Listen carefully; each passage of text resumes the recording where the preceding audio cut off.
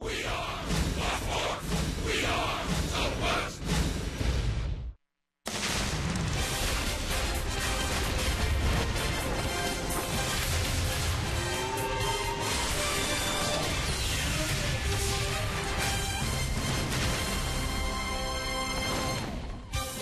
Texas Rangers baseball is presented by AT&T UVerse TV.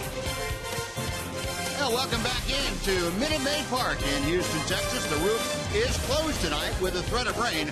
Rangers, though, will try to open things up as they take on the Astros in Game 2 of this 4-game weekend series. And welcome in, everyone, along with Tom Greaves, Steve Busby. Glad you could join us for this Friday night of Rangers baseball. Rangers looking to bounce back after a 4-2 loss last night. And they will rely on maybe their most consistent pitcher, at least for the month of August. That's Scott Baker. You're right, Buzz. You know, one thing kind of lost in the translation with Scott Baker is the fact he was a very good starting pitcher for a long time with Minnesota. And it's nice to see him get his second start on kind of a regular basis, one right after the other, instead of having to wait a month. But in his last 2 appearances, he's gotten his 2 wins. One was a relief appearance. His last appearance was a nice start against Kansas City. He pitched 5 innings, gave up 5 hits and only 1 run, and now 5 days later he's going to get another start. Threw about 71 pitches in his last start. He should be ready to go for 85 to 95 pitches today, and I know he's probably pretty excited about getting 2 straight starts. Yeah, I would think so. I'm looking for 2 straight wins for the first time in about 4 years, to be exact. And Scott Baker out there tonight. Rangers will try to get behind him and score a few early runs, see if they can't get out on top. Well, Ryan Rua has joined the Rangers. He'll be in the starting lineup, and Tomas Dailies is behind the plate tonight. Rangers and Astros coming up. We'll have more right after this from Minute Maid Park.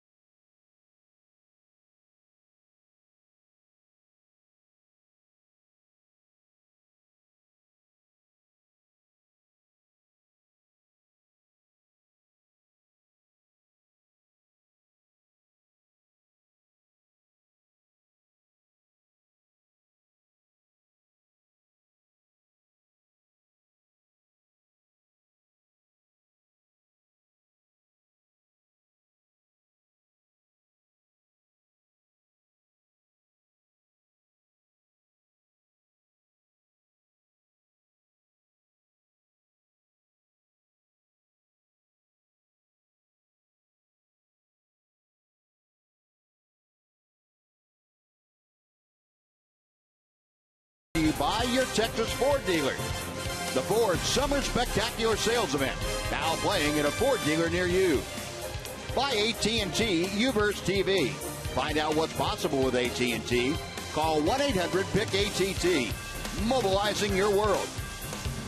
and by Southwest Airlines. Find Southwest Airlines fares online only at southwest.com. A nice Friday night crowd filing into Minute Maid Park. The Rangers and the Astros playing on this weekend. They will hook up in Game 2. We'll come back with the starting lineups and the first pitch right after this on Fox Sports Southwest.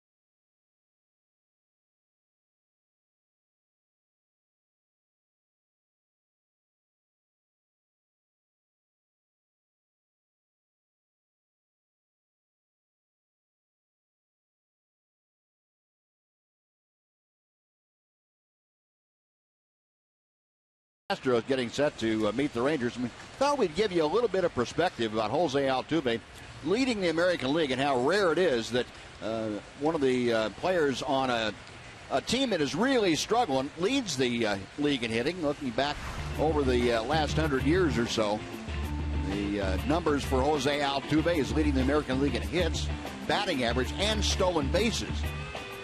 If you look back on 5 other hitters that were on teams that had a low winning percentage. Dale Alexander back in 32 with the Red Sox of Detroit. They had a 279 winning percentage. Alexander hit 367, goes all the way up to Ty Cobb, who with the 1913 Tigers only won 66 ball games, and Cobb hit 390 that year. So those 5 on teams that have not fared as well as the Astros. Of course, Jose Altuve making a run at leading the league this year. He still has some work to do. But Jose Altuve is certainly one of the outstanding hitters in all of baseball. Yeah, Altuve is a guy that hardly ever strikes out, doesn't walk very much, doesn't have a very big strike zone either. And he can hit the ball to all fields. He doesn't have what you would call home run power, but he's got line drive power, which means he'll always have a lot of doubles.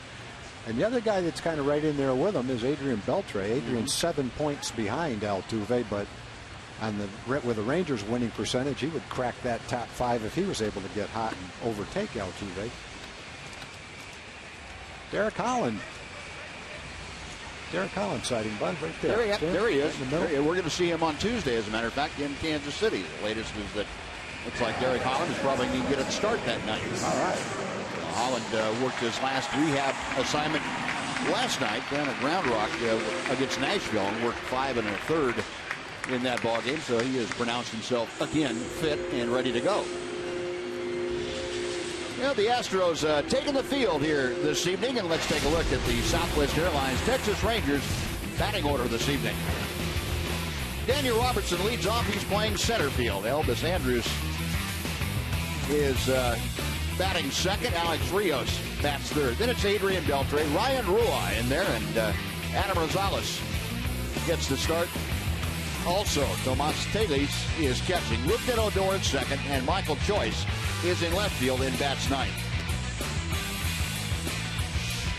Now we'll look at the Sonic scouting report for Brett Oberholzer. 4-9 in 19 starts this year, but his ERA is pretty solid at 4.01. He's throwing the ball pretty well right now. 3 runs or fewer in 7 of his last 8 starts. Good strikeout to walk ratio. In fact, best among Astros starters. He's a ground ball pitcher. He's been up and down 4 different times this year. But recently he's been throwing the ball 7 out of his last 8 starts, 3 earned runs or less. So he's on a pretty good roll right now. Controlled pitcher, gets a lot of ground balls. And let's take a look at the defense for the Astros tonight, brought to you by Progressive. In the outfield, Krause, Fowler, and Marisnik. Same as last night. John Singleton at first, Altuve and Gonzalez up the middle. Gregorio Petit gets the start at third base tonight, and Jason Castro, he is catching. So with the exception of Petit substituting for Dominguez, Cole Porter has the same lineup out there that got him a win last night. Astros have been right at even for the month of August. They are 13-13 in the month. And it has been a little bit of up and down, but their starting pitching has done well. The bullpen has had some spotty efforts, or they would have had a very good month coming in to tonight. But they will take 13-13. Daniel Robertson to start things off. Robertson at 296. Brett Oberholzer deals the first pitch of the night. It is in for strike 1. Robertson still looking for his first home run. 15 RBI. Now, if you were going to hit one, this ballpark is tailor-made for him. Crawford box is out in left field. He was in batting practice today trying to go with the big guys out there. He popped a few into the Crawford boxes. Yeah, if you don't go on distance, he's got a shot to go with those guys. He hit one last night that would have been in the Crawford boxes, but it went to the right of him, about 360 feet away.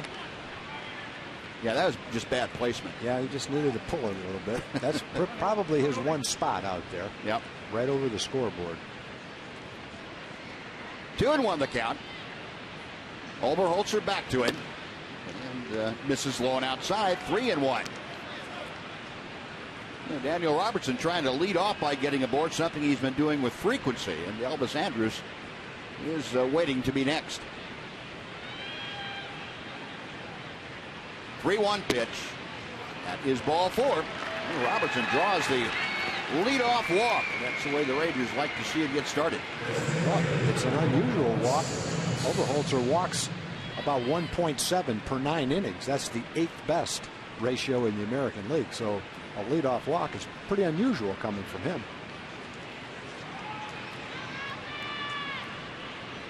No, then I'll bring up Elvis Andrus. And you remember last night after Leonis Martin had gotten on to lead the game off, Ron Washington immediately using a hit and run.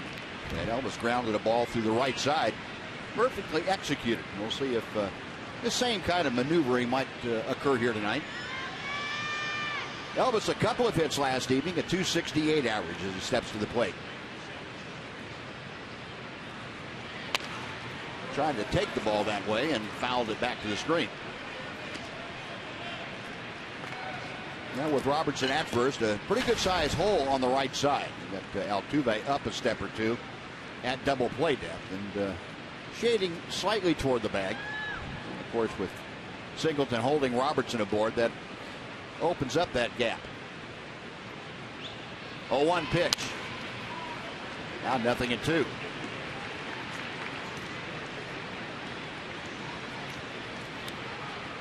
As long as we're talking about home runs, that's probably the one part of the ballpark where Elvis can hit a home run as well. Yeah. Needs to pull it if he wants to hit one. Elvis has a couple of home runs this year. Both of them, if I remember right, were pulled. One in Tampa Bay, a big home run early in the season, helped win a ball game right down the line in Tampa Bay. Pitch is in the dirt. 1 ball, 2 strikes. And I believe the other one was at home, and it was pretty much down the line. Yeah, I don't remember that one. Elvis 4 out of 17 on this trip. The first 4 ball games he's hit safely in each of the last 2. Rangers still trying to find their offensive stride, though. It has been a bit of a roller coaster for the guys with the bats. 1-2 pitch. 2 balls and 2 strikes. Oberholzer's had a couple of starts against the Rangers this year. One back in April in Texas was a really good start. He lost it 1-0. 7 innings, 5 hits, and only 1 run. Didn't walk anybody that day. And he beat the Rangers here on the 8th. 7 innings, 6 hits, a couple of runs, 1 walk, 4 strikeouts last time we were here. Elvis able to check his swing. The pitch is low. It's 3 balls and 2 strikes. Well, Oberholzer, who walked Robertson to begin the inning, now has the count full, and you get a look at that check swing by Andrews. I'm not sure how many times he's walked 2 in a row, but he's never allowed more than 3 walks in any one of his 32 outings at the big league level. He probably has never walked 2 guys in a row. Robertson with the lead, and Oberholzer will drive him back with a toss. Daniel, of course, with good speed over there. With 3-2, you would suspect that Ron Washington will probably give him the green light. Get some action going for the Rangers here in the first inning. Oberholzer, okay is the sign. The left-hander is ready. There goes Robertson. The pitch is lined to left field down the line. It is in and going to the scoreboard. Robertson being waved around third. He will score with the slide, and Elvis Andrus with the RBI double. The Rangers on top, 1-0. A great start for the Rangers. There's the benefit when you hit a double in this ballpark down the left field line of having someone like Daniel Robertson running on the play and able to score. Very seldom are you going to see anyone score from first base on that kind of a double in this ballpark. And for most guys, that would be true even if they were running on the play. But Daniel's got some nice speed. It's waved around and scores with a slide. Great start for the Rangers. Well, Elvis with his 29th double drives in his 33rd run of the year. Rangers on top just as they were last night. Here is Alex Rios, who takes strike 1. Rios missing the last couple of games, still bothered by that sore right thumb. 0 for 6 in his career against Oberholzer. Hammers this one down the left field line, but that's hooked foul back into the seats. That guy had to catch that. That was going to hit him one way or the other. A lot of LSU fans in town for the football game tomorrow, and a lot of them out of the ballpark tonight. And caught that like a wide receiver.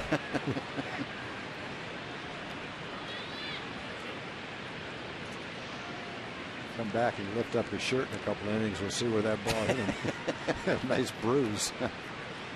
0-2 to Alex Rios. To right field. Toward the line, and Ian Maristic makes the catch. Elvis tagging. He's trying for third. Here comes the throw. The tag. He's out. Oh, what a throw by Jake Maristic. And Elvis, with that head-first dive, was tagged out by Petit.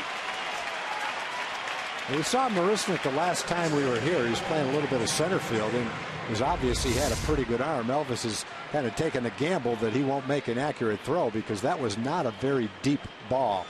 He was running toward the line, but almost toward third base at the same time. And he makes a strong, accurate throw. And Gregorio Petit puts the tag on Elvis, and he's an easy out.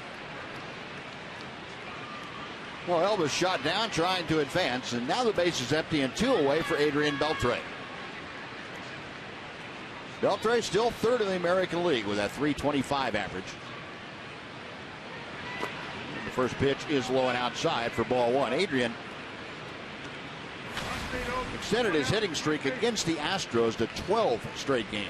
He has really enjoyed the times that he's batted against Brett Oberholzer. 4 for 7. Pitch high and outside. 2 balls and no strikes. Oberholzer's thrown 16 pitches. 9 of them have been balls.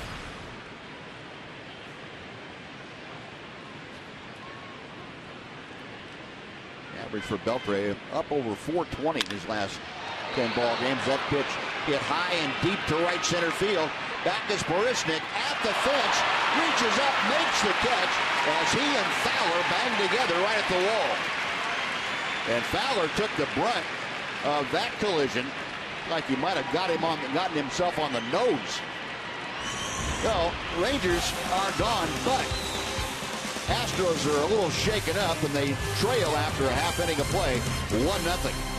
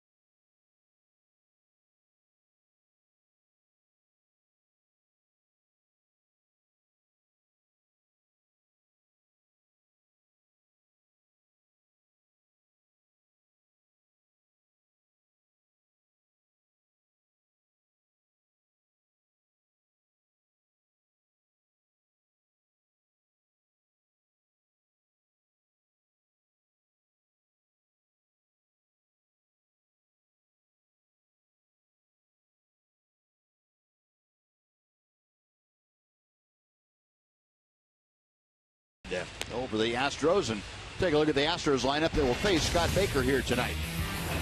Marwin Gonzalez leads off. Jose Altuve follows, and it's the DH Chris Carter. Dexter Fowler batting cleanup, playing center field. Jason Castro, the hero of last night's ball game, batting fifth and catching. Mark Krause in left, John Singleton at first. Jake Borisnik, a couple of nice plays in that first inning, playing right. And Gregorio Petit is playing third, batting ninth. And our Sonic scouting report for Scott Baker. He's 2-3 in 22 games this year. 5 of them have been starts, including his last appearance. He's 2-0 with a nice ERA. Good strikeout to walk ratio since the All-Star break. Got his first win as a starter in over 3 years Sunday against the Royals. That was a nice start. 70-plus pitches, 5 innings, 5 hits, and 1 run. Now Baker to work. Marwin Gonzalez waits, and the first pitch is high for ball one.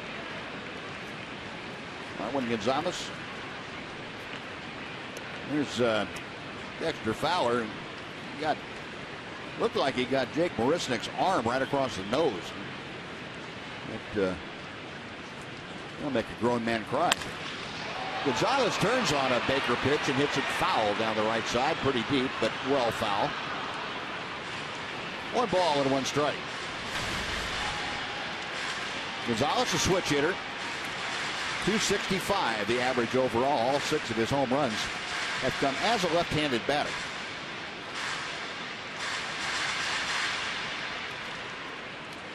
One for 3 in last night's ball game, playing shortstop. Baker's next pitch. And that's fouled off to the left. Scott pitched a number of years for the Twins and had several good seasons for them where he won 12, 13, 14 ball games. Career-wise, he's 64-51 with a 4.23 ERA. That would qualify him as a solid major league starter, probably a 3rd or 4th starter. 1-2, line to the gap in left center field. That is down for a hit. Over to cut it off is Michael Joyce, and he holds Gonzalez to a long single. Nice play by Michael Joyce. But Gonzalez is aboard to lead things off. We'll take a look at the rest of the Ranger defense. It's delivered to you by Chicken Express.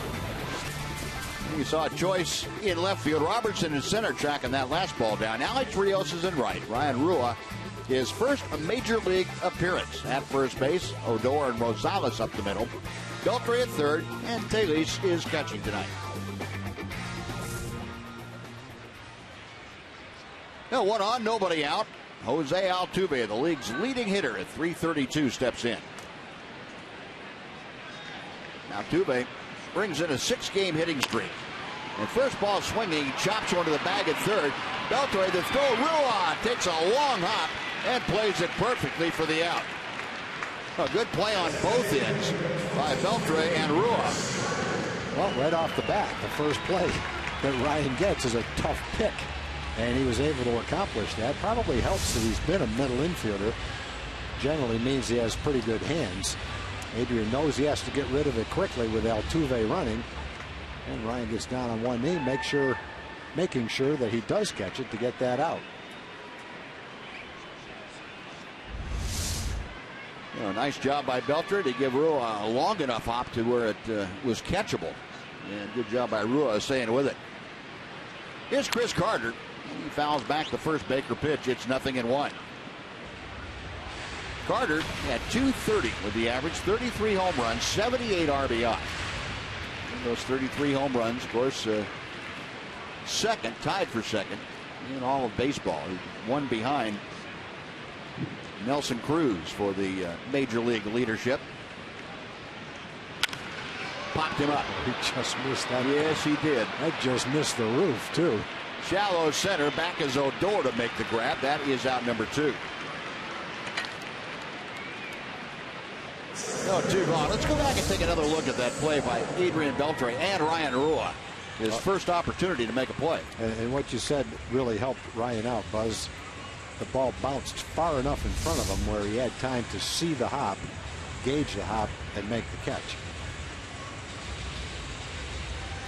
Rua, who had gotten some experience in the last couple of weeks at AAA playing first base, had never played it before until he was asked to go over there this year and get some experience. Rangers, of course, found a need which they didn't anticipate.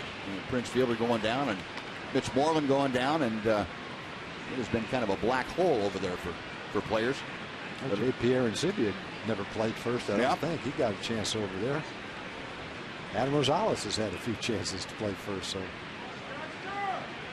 that's one way to get in the lineup, play first base. 2 balls and no strikes now to Dexter Fowler. That ball Carter hit, that one almost touched the rafters.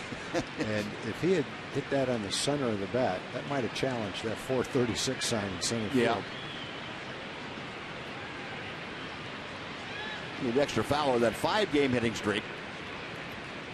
Batting cleanup for the Astros. 2-0 pitch. Now 3 balls and no strikes. Here's the play that ended the top of the first. Boy, Jake Maristic's left elbow cracked right across the bridge of the nose of Dexter Fowler. That'll bring you to tears. You don't have any choice. He's got a hit. Yeah. Had the green light on 3-0, and Fowler a little bit late with the swing. It's 3-1. Yeah, that's not a real good swing. When you get the green light 3-0 and you're late on a fastball, that's one where you have to say, I'm going to get out in front of this and try to get a good piece of it. Otherwise, if I don't get a pitch I can do that with, I'll just take it. Fowler also a switch hitter. As Marwin Gonzalez at second base with 2 outs here in the bottom of the first. Fowler, 8 home runs for the year, 28 RBI. He missed 40 ball games when he was on the disabled list with that strained rib cage muscle, the intercostal. Base hit to center field. Gonzalez coming around third. Here comes the throw from Daniel Robertson. It is offline. Now the throw to second, and out at second base is Dexter Fowler. But the Astros able to tie the ball game. They get a run, and before Fowler is tagged out at second. So we played 1 full inning at Minute Maid. It's the Rangers 1 and the Astros 1 on Fox Sports Southwest.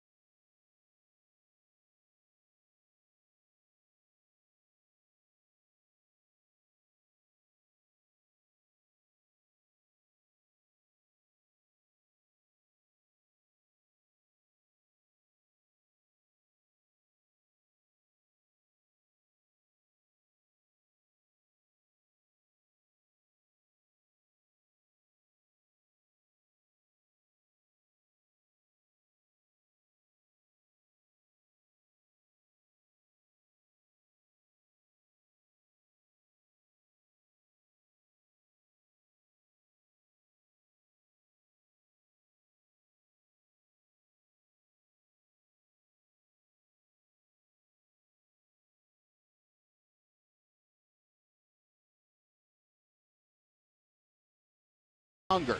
Bring pasta, peanut butter, rice, beans, or any 2 non-perishable food items to Globe Life Park on the 5th or 6th of September and receive a coupon good for a free Whataburger while supplies last.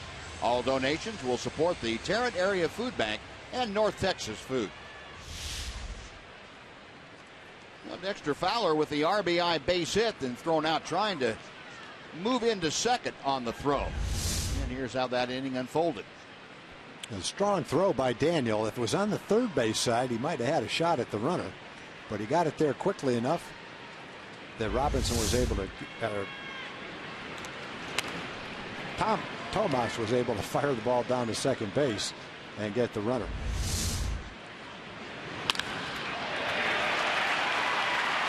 Fowler's not expecting to go to second, and by the time he did, after jogging to first, he was an easy out. And Rua pounding a ball into the dirt and grounds out to third as Gregorio Petit throws him out. So Ryan Rua in his first major league at bat, officially 0 for 1, and he does have a batting average now. Next will be Adam Rosales, the shortstop.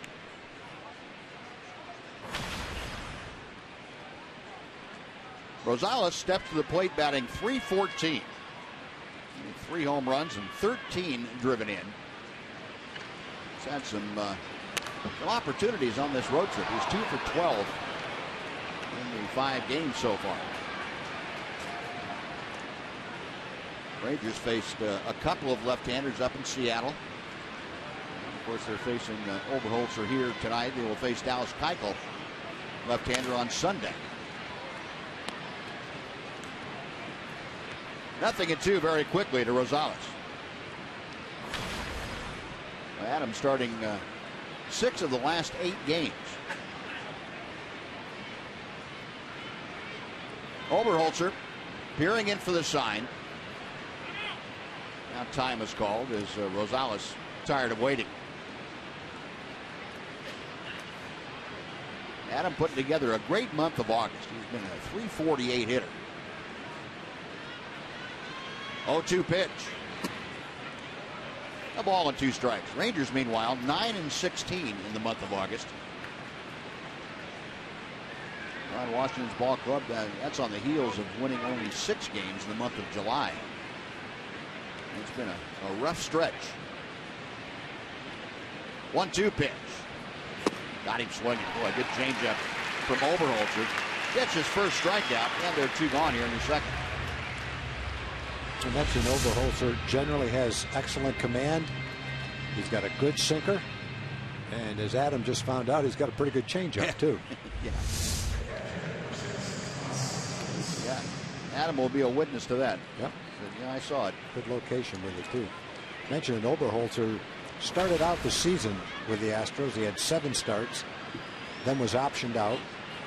Got recalled for 2 more starts, optioned out, recalled for 2 more starts, optioned out, and then he's been here in the rotation since the mid part of July. Davies rounds one to Singleton, who was playing wide of the bag, and he wins the race to the bag, and that'll do it. So Oberholzer sends the Rangers down in order. We played 1.5 at Minute Maid. Rangers 1, Astros 1 on Fox Sports Southwest.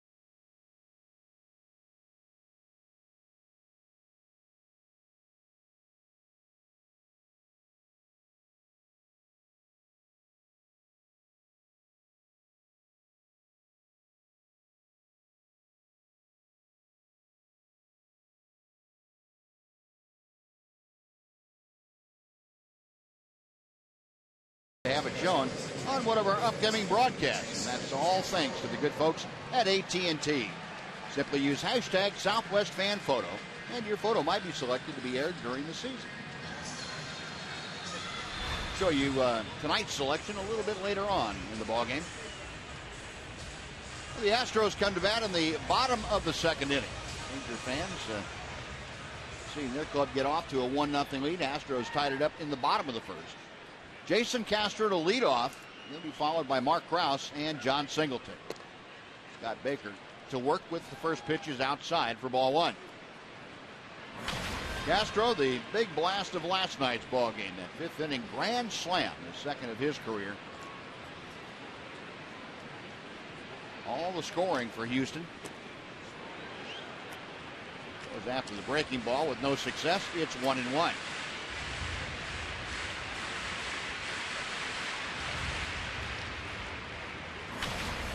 Rangers really haven't had an answer for Jason Castro of late. Look at that statistic, 381 in the last 17 games against Texas pitching. And our AT&T U-Verse rewind off of Roman Mendez. And there was no doubt. No doubt about that home run, and no doubt that Roman didn't throw that ball where he wanted it to go either, which was down and away. You show that stat on Castro, the 381 in the last 17 games. Prior to that, in 11 games, he was 3 for 37. And Scott Baker gets him to take that called third strike. He's out number one. Yeah, he must have been looking for something other than a fastball right here.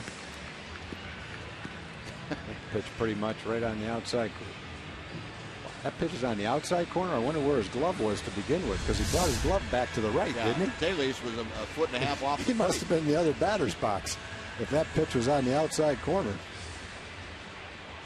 I was getting ready to say he was on the inside corner. That's something I don't understand, why catchers sit that far off the plate. It's hard to get close pitches when you do that. Well, here's Mark Krause. Yeah, that last one worked out pretty well. Watch, he's setting up. It looks like he's on the outside corner. Here comes the pitch. He has to move way back to the right, and that pitch is on the outside corner. I guess he's, trying to make sure that Scott doesn't throw the ball over the plate?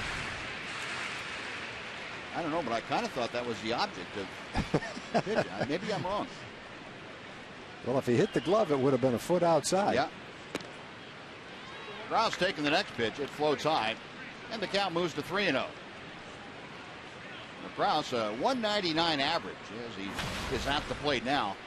6 home runs, 21 driven in. Baker back with the 3-0. And it is low, ball 4. 4-pitch walk. And that's one that Scott Baker will look back on and say, why in the world did I do that? Guy's hit right around 200, and I walked him on 4 pitches. Now I got to deal with a guy who's got some power.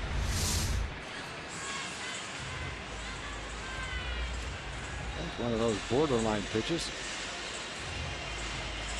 Could have been a strike. Sometimes it is a strike.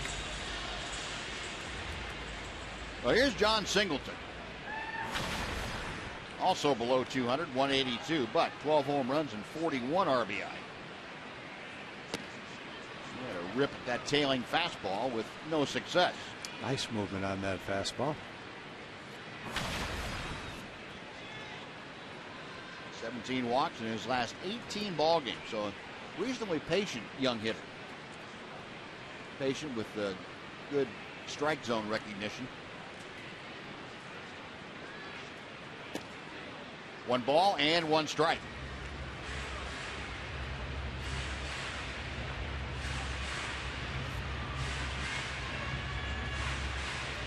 Singleton with 18 runs driven in his last 30 ball games. He's starting to put together some consistency as far as producing runs. Got Krause at first with 1 out. Fouled out of play to the right. 1-2.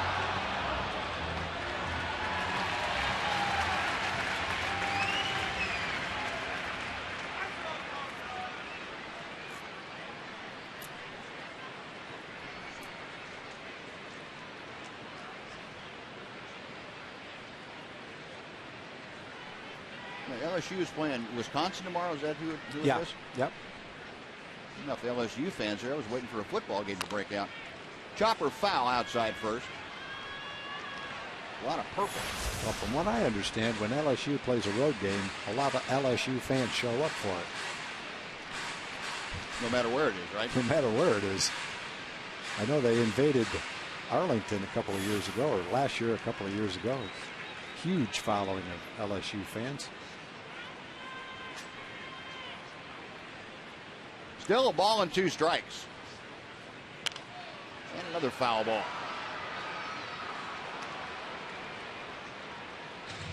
Had a lot of LSU athletes down introduced before the game. Todd Walker, former LSU infielder, was a #1 draft choice, played in the big leagues for 8 or 10 years, was down there. Potential factor in fantasy football. Alfred Blue was down there. Uh-oh. Running back. Hasn't been picked up in most leagues yet, but people are kind of keeping their eye on him, I think. Now that you saw him in person, you might... I liked him. Yeah. I like the size. Looked like he might be able to help my team. I need a couple injuries, though, for that to happen. You never know Of where course, they tell me that Arian Foster is an injury waiting to happen, but I don't know that for sure. I just go by what I read. You never know where you get a chance to scout out stuff for your fantasy team. And Singleton hits it way up in the air on the infield. Coming down is Ryan Rua to make the catch. Way to take charge, Ryan. Called Scott Baker out of the way, pushed him out of the way. Scott was not going to let that ball hit the ground. He was going to catch that until he was called off. Right in front of the mound, Scott definitely is in position to catch this ball and would if no one else came in, but Ryan makes the right call, calls him off, and takes charge to make that easy play. So that is out number 2 here in the inning. Mark Krause staying at first. Jake Marisnik now, the right fielder, comes to the plate. Marisnik brings a .261 average with the Astros with him. Fouls back that first Watch out, Buzz. just below us. I was going to charge that, but I knew it was going to fall. Playing it safe. I mean, give him a single, not playing into a double. No. That's our spot right there, right down below us. Had a good look at that ball coming right back here. 0-1 the count. And Baker will drive Krause back.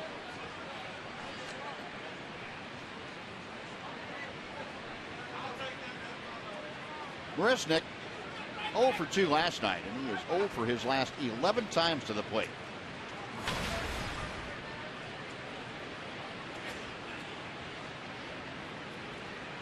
Baker back to him.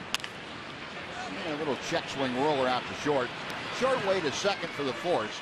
And that'll do it for the Astros. No runs, a walker left stranded. And we'll move to the 3rd inning. It's the Rangers 1 and the Astros 1.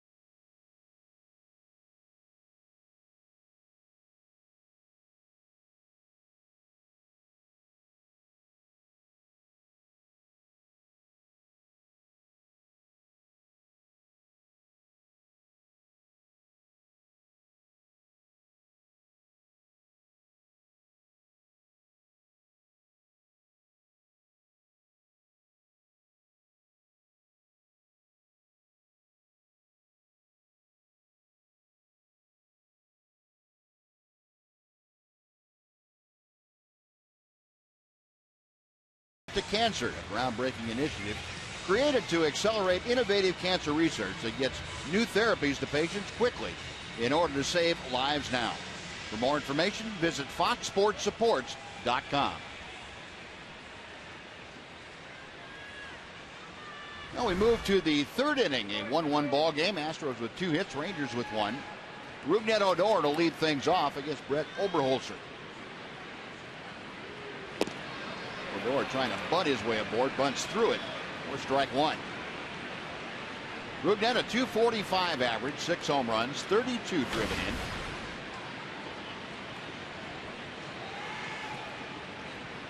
As the numbers would suggest, he has been scuffling a bit of late.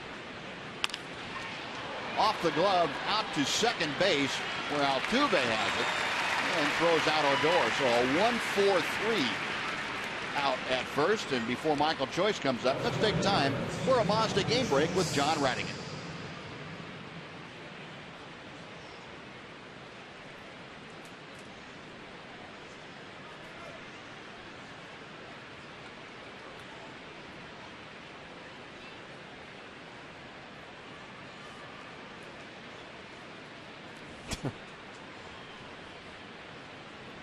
All right, John, thank you. That won't be the last one, evidently, for him. Probably not. There's Michael Choice, a 168 average, batting 9th in the order.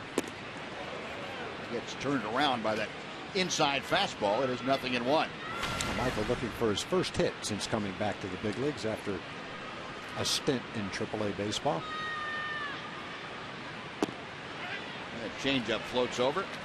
A ball and a strike. Michael 0 for 10 and 0 for 3 last night. Although he was hit by a pitch, got on base that way. Oberholzer back to him. Very good change of speeds. 1 ball, 2 strikes.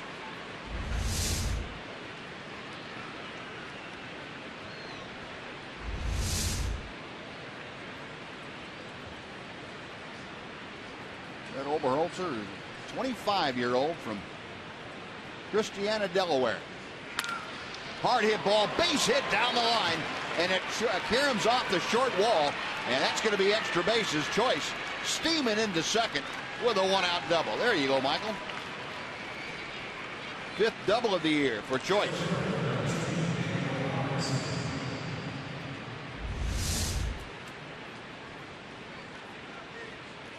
It looked like another changeup. I think the way he swung at it, it was either that or a pretty good sinker, but it's down. It might have been a sinker down in the strike zone. Well, stays with it, keeps it fair. It caroms toward the outfielder, but fortunately far enough away from him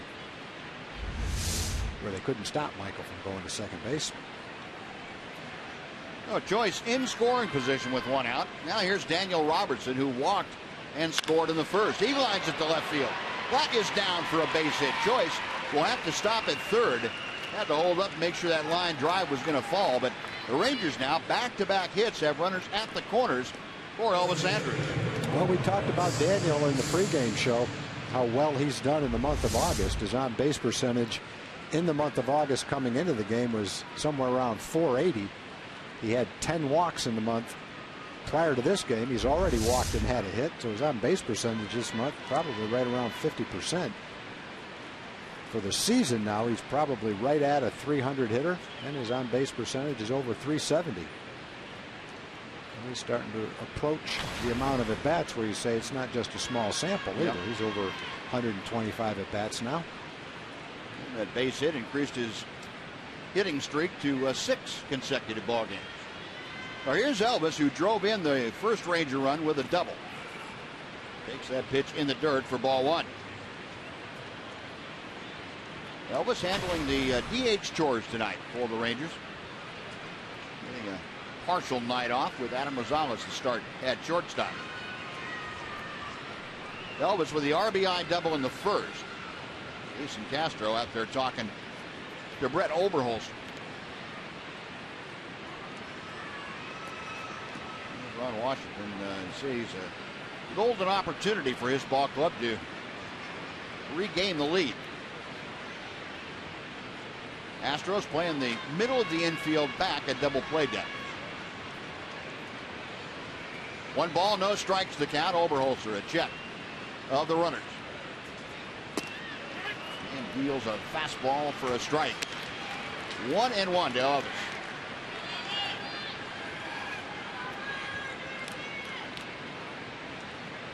Oberholzer originally with the Braves organization. Came over as part of the package that sent Michael Bourne to Atlanta after the trade deadline in 2011.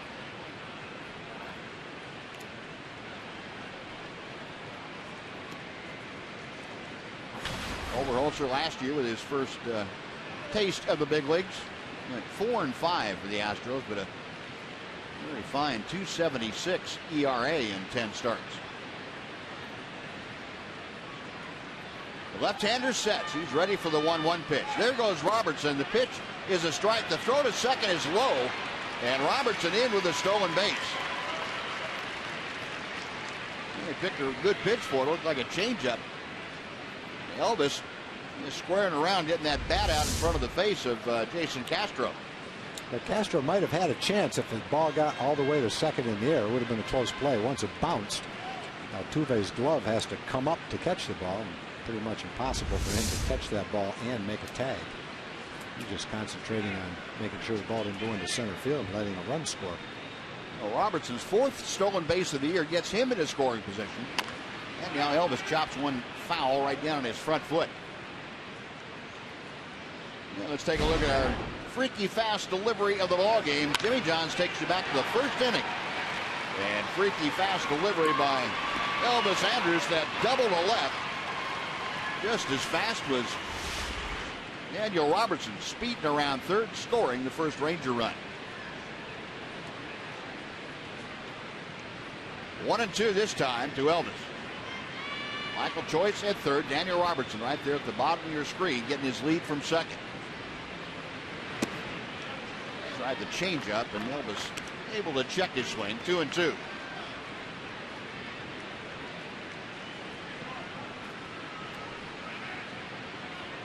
Oberholzer will work from the stretch with runners at second and third.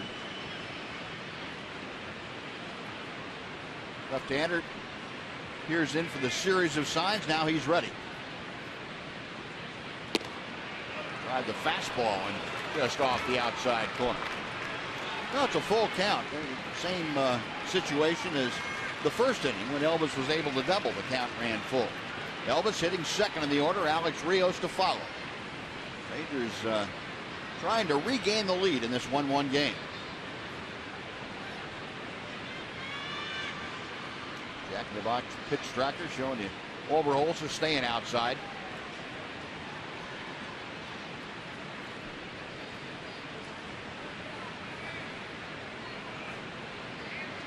Average for Elvis up to 269 after that first inning two-back. Now the payoff pitch on the way. Skied to right center field. This should be deep enough to score a choice. Marisnik with the catch. Here comes the throw to the plate. It's a high throw all over everybody except Oberholzer. In to score is Michael Choice. On to third goes Daniel Robertson, and Elvis with the sac fly gives the Rangers the lead once again. It's 2-1 Texas. He was going for the out at the plate. There's no doubt about that. He airmailed it all the way into the cutoff man.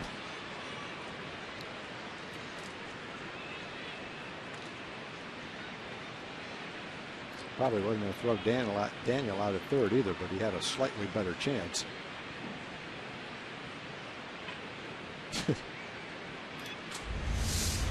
Got a lot on the throw. He sure did. He had pretty good distance. Now the Rangers back on top. It's 2-1 now, and Alex Rios a chance with Daniel Robertson at third to put some more on the board. Off speed and low for ball one. Rios flied out to right. He flied into a double play, as a matter of fact, on that play in the first inning. Marisnik threw out Elvis Andrus trying to tag up and move from second to third. Well, Alex, a 281 average. 1 ball and 1 strike.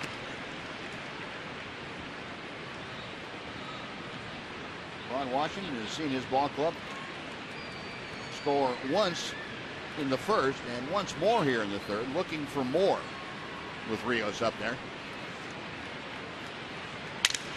Broken bat, a looping line drive out to short, and that'll do it. Distance into the bat down by Gary Pettis, the third base coach. Rangers retake the lead, a run on 2 hits, 1 left after 2.5. 2-1 Texas.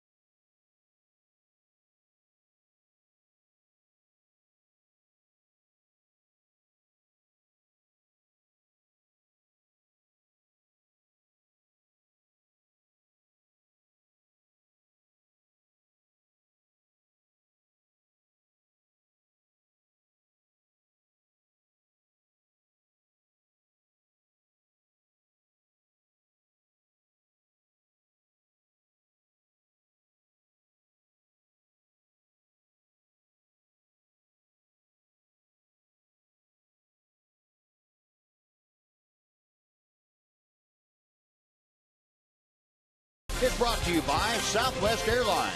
Find Southwest Airlines fares online only at southwest.com. And by the all-new Mazda 3 with seamless connectivity. Nice overhead look at downtown Houston. H-Town. Rangers have taken the lead one more time. It is 2-1 Texas. Gregorio Petit, the number 9 man in the Astros order, will lead things off, and it'll take them back to the top. And the first pitch by Scott Baker is high and tight all the way to the backstop. Petit, 295 in sporadic play for the Astros. A home run, 5 driven in.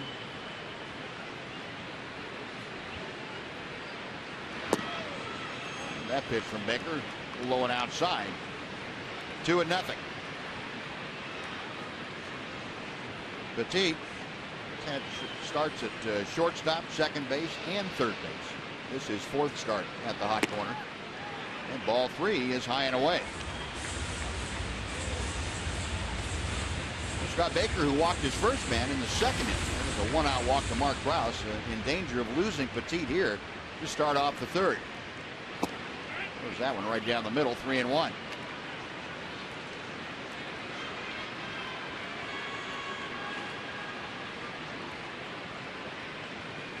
Scott Baker, the 32-year-old from Shreveport, Louisiana. Petit hits one high in the air, but foul down the left side. And that fills the count.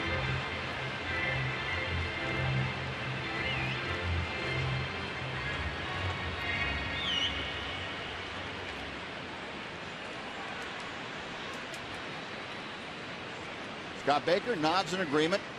The payoff pitch. Got him swinging. Went upstairs. Petit didn't have a step ladder quite that high. That is out number 1. Second strikeout for Scott Baker. Well, Petit's going up there swinging, that's for sure. That ball just a little bit out of the strike zone and high. Didn't stop him from swinging at it, though.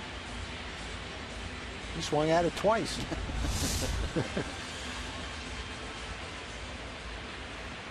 Next will be Marwin Gonzalez, who led the game off for the Astros by singling to left and came around to score on the Dexter Fowler base hit. First pitch floats outside. The changeup missed. 1 ball, no strikes.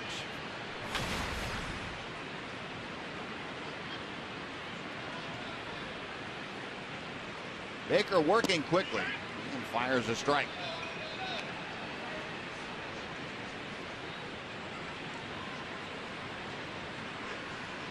Marlon Gonzalez now with hits in each of the last 2 ball games.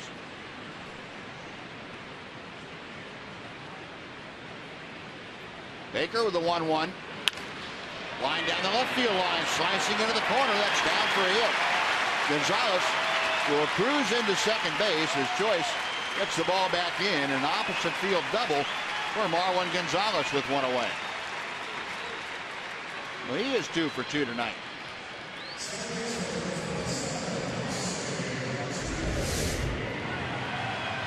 Well, Gonzalez doing a pretty good job. He's hitting about 265 or 270 now. He's 2 for 2 tonight.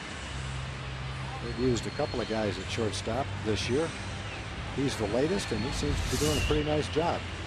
Ranger fans will never forget him for the base hit he got off of Yu Darvish, though, to break up that perfect game. That's right. Right back through the wickets, Yu Darvish. Yeah. 2 outs in the bottom of the 9th inning. I don't care what kind of player he becomes. That's what we're going to remember him for. Now here's Jose Altuve. He was out on a fine play by Adrian Beltre, a high chopper. Beltre short hop to first base, got the out. Going to third is Gonzalez. Delisa's throw is in time. Delis got rid of that ball quickly, and Beltre, a little late getting over there, had to reach back, and the throw was in a spot where he could make the catch and the tag in one motion. Well, we've seen Tomas make a couple of nice throws. He got rid of that ball quickly. A little bit of something on it. He also gunned out a runner trying to go from first to second on a base hit. That was Dexter Fowler with a strong throw. I couldn't tell the difference between that throw that he made to second base to get Fowler between Tomas Delis and Robinson Chirinos. Yeah. Got rid of it quickly with something on it. I take it back. I said Beltre was late getting over there. He wasn't. He was there in time. He just had to reach back across his body to make that play. What a quick, sharp throw, and a well team up by Beltre and Taylor. But with 2 outs now, Altuve fouling that pitch off, runs the count to 2-1. So both teams have been shot down on the base paths tonight. Yeah. Rangers back in the first. Elvis Andrus cut down, trying to advance after tagging up from second to third. He's thrown out. Foul backing out of play. It's 2-2. Dexter Fowler in the first inning after his RBI single was out trying to take second on the throw, and Tomas Delis got it.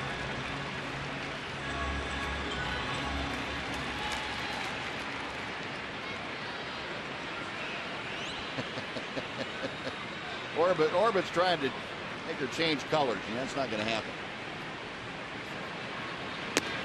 High and tight, 3-2 to Altuve.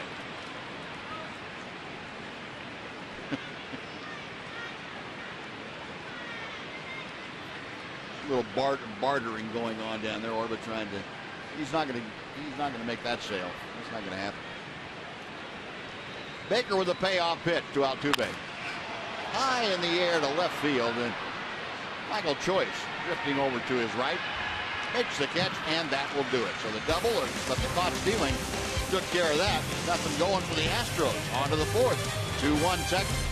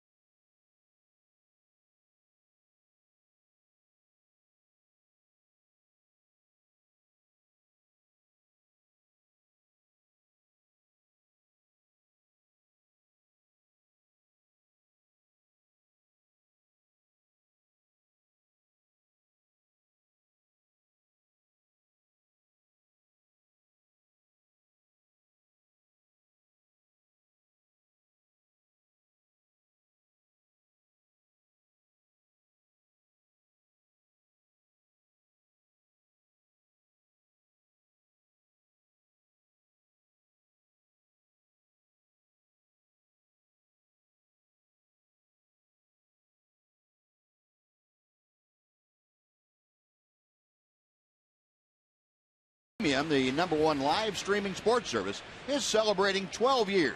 Join the millions of subscribers and watch every out-of-market game live in true HD on over 400 devices. Visit TexasRangers.com for details. 2-1 Rangers. They come to bat here in the 4th inning. Adrian Beltre takes the breaking ball that swerves in for strike 1. There you go on a Friday night. Boy, nothing better than the ball game and a big old handful of ice cream. 2 hands full. Beltre shooting it out of play to the right side, back into the seats. 0-2 now.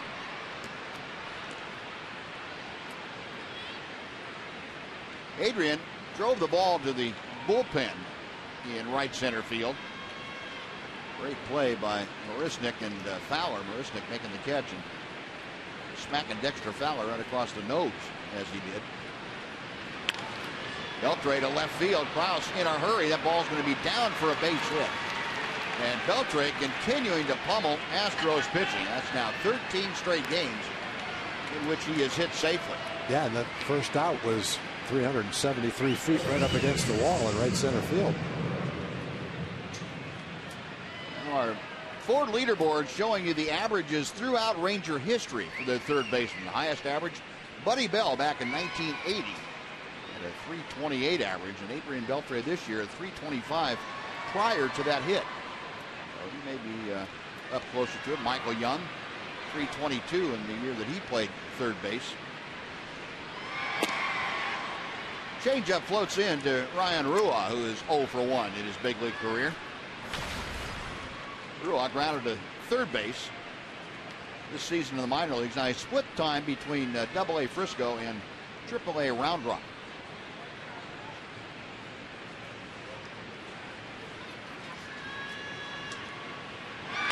Next pitch is fouled out of play to the right. 0-2.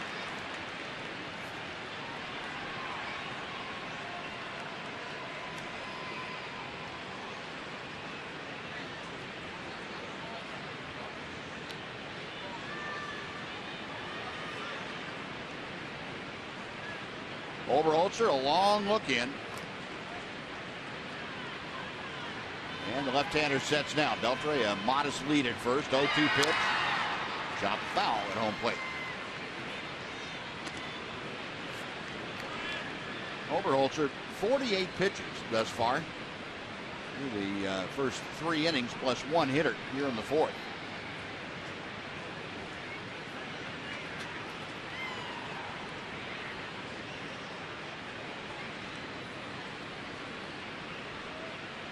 And a little toss over just to keep Beltre honest.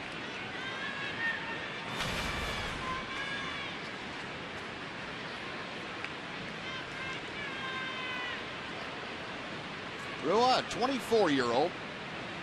His first opportunity to perform at the big league level. Last year split time between Hickory and Frisco. And this year starting out of Frisco and going on up to AAA before getting the call yesterday from Amherst, Ohio. Waiting for the 0-2 pitch. A ball and 2 strikes. Well, one thing you liked about Ryan Rua's minor league stats is the 378 on base percentage, which shows he must have walked a little bit. Had a good average right at 300. But to have the on-base percentage that high, he must have walked quite a bit to go along with it.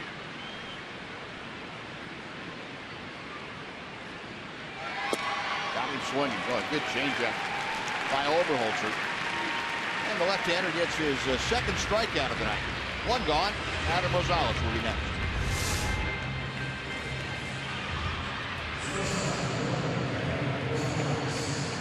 Made it look just like his fastball, but it tailed away out of the strike zone about 10 miles an hour slower. Brent Strom, the pitching coach, is going to go out to the mound. What do you think this one's about, Buzz? He's your buddy out there. Yeah. I don't know. Brent? Evidently, he's a little upset with you for getting on him. He was. About going out there in the 9th inning with a 7-3 lead or 8-3 lead, whatever it was. He told me yesterday, he said, that wasn't me, that was the skipper. He wanted me to go out there and try to calm guy down. I said, why don't you wait till he came in? All right, well, I want you to ask him tomorrow. He just struck out a guy, and you've got Adam Rosales coming up with a man on first. I want you to ask him what he possibly could have talked to him about. I mean, I'm sure he had something wise to say. Southern Cal guy, right? Did you go to Southern Cal? Yeah, he did. Okay, well, there. Yeah. It had to be something very smart. I just, not being that smart myself, I want to be enlightened. And Rosales chops it foul down the third baseline. Rosales struck out swinging his first time up there. That's back in the second inning.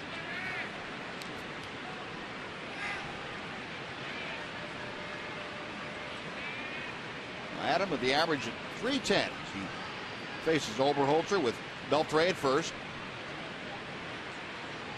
The 0-1 pitch is on the way. Now 1-1.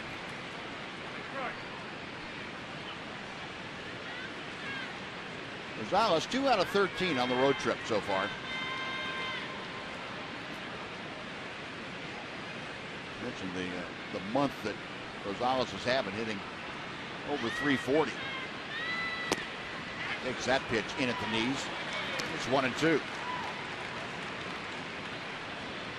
The 18 ball games that Rosales has played in, he's scored 8 runs. He's also driven in 8, where he had that 2 home run game against Chris Sale and the White Sox in the first week of August. Oberholzer okays the sign, a check of Beltre. Hard hit ball off the glove of Petit, and it will be everybody safe, and Petit is hurt. That ball came up and really plugged Gregorio Petit. It was a hard hit ball by Rosales, and it was going to take a hop that was not easy to handle. Not sure exactly where it hit him, but he's not feeling too good right now. The wrist, was it? Yeah, it looked like I got him on the. Might have gotten him on 2 places, the bare hand and maybe the wrist. Or he's holding his glove. Yeah, the way he's holding it, his glove, it looked like he got him right above it. And that's going to be ruled a base hit. Too hot to handle. Yeah.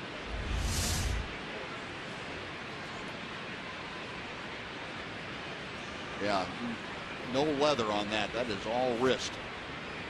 You can kind of see him on that last shot there, the trainer examining that wrist and Petit pointing to it. But that's where it got me.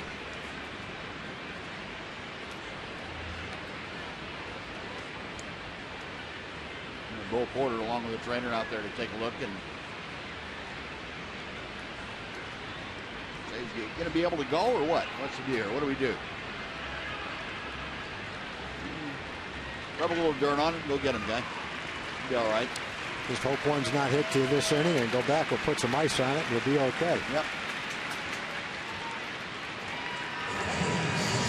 Marlon Gonzalez, they're telling him, look, we buy you a $400 glove and have it on the hand and you don't use it. That's not smart.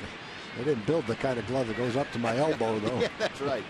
What do they call those things in Highline? The cesta? I don't know. Yeah, the basket they put on. The basket that goes all the way up your arm, yeah. So, 2 singles in the inning. Runners at first and second. Tomas Taillese, the catcher, will be next. And Taillese, an opportunity to add some more to his RBI total. He had 3 in the start he had in Seattle last time up. Takes a strike from Oberholzer. That was on Wednesday against the Mariners. His first Major League RBI, his first Major League extra base hit, happened to come with the bases loaded. He has Beltre at second and Rosales at first here in the 4th inning. To center field, dropping in a hurry, it's down for a base hit. Beltre being waved around third. Here comes a throw from Fowler. It's cut off. And Tomas Taillese has another RBI. The Rangers lead it 3-1. He's showing the ability to put the bat on the ball. Didn't hit it all that hard. Pitched down and away. But he hit it just hard enough to loop it over the infield and into center field for an RBI. Looked like that same changeup that most of the right-hand hitters are swinging and missing on. He was able to wait just long enough to hit it off the end of the bat for a base hit. Had pretty good bite on that ball too. It stopped in a hurry. Did. Made sure it didn't roll so he couldn't throw it home. Well, Taylor's with a big RBI, his 4th as a major leaguer. This is just his 3rd game. Still first and second. Still just 1 out. A run across though. The Rangers have increased their lead to 3-1. Here's Rougned Odor. Odor chopped a ground ball off the glove of Oberholzer to second base his first time up. And this one is chopped just foul outside first.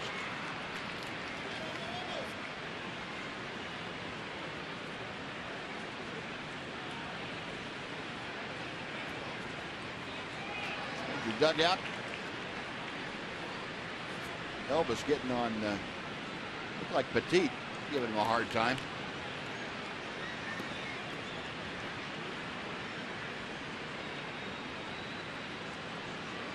Guys in the dugout say Elvis is one of the guys that they hate to see get a day off.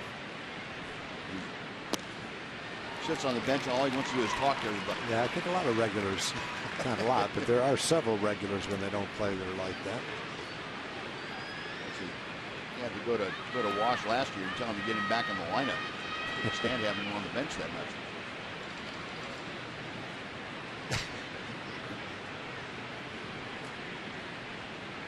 No balls and 2 strikes to Odor.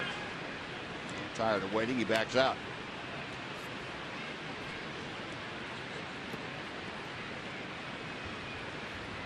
Odor back in, a .244 average as he waits for the pitch from Brett Oberholzer. Pulls that down the right field line, but hooked it just enough for it to go foul. About maybe 4 or 5 feet. And Rougned will come back to the plate.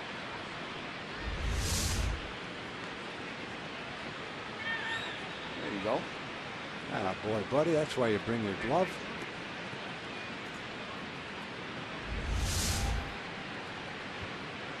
Tom Greaves School of Spectating. Bring that glove and make a play. Especially if you're in prime position like that. And this one's popped up on the infield. Infield fly rule in effect, but that's a fair ball, and it is. Petit puts it away. That is out number 2. Oh, Odor pops out. Now Michael Choice will come out. Michael, a hard hit double right down the third base line his first time up. Came around to score. Elvis Andrus brought him home with a sacrifice fly.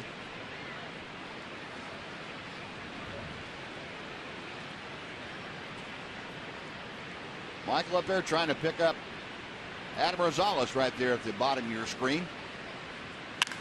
That ball is hammered. Deep left field. There she goes. Goodbye. Michael Choice not only picked up Rosales, he picked up Thales and himself a monster blast.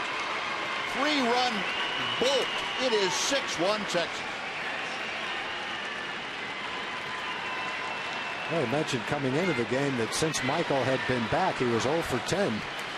But in back-to-back innings, he's got a double and a home run. He's trying not to smile, but that's pretty tough to do when you hit one like that. You've got to let that smile go. That thing had the hang time of the year right there. Wow. Where'd that hit? Up above the... Hit up above the sign. Yeah, up above the signs right near the glass. Close to the train tracks up there. Wow. I'd like to see where that would have gone without the roof here, and if he didn't get underneath it quite as much, because that was about as big a swing as he could take. Yeah. You won't see it for a while till it comes down. They're looking for it. Well, Michael Choice with his 9th home run of the year now has 31 RBI, and the Rangers have opened it up a bit. It's 6-1 in favor of the Rangers. Daniel Robertson up there for his 3rd time to the plate. He's 1 for 1 officially, a single and a walk. Oberholzer hits the inside corner knee high. Daniel, after that third inning single, now has the average up over 300. It's 302.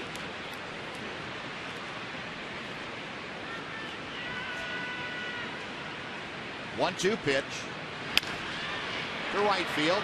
Urisnik to his right, makes the catch, and that will do it. But Rangers add on 4. They get 4 runs on 4 hits. The big blast, Michael Choice, 3-run home run. After 3.5, 6-1 Rangers.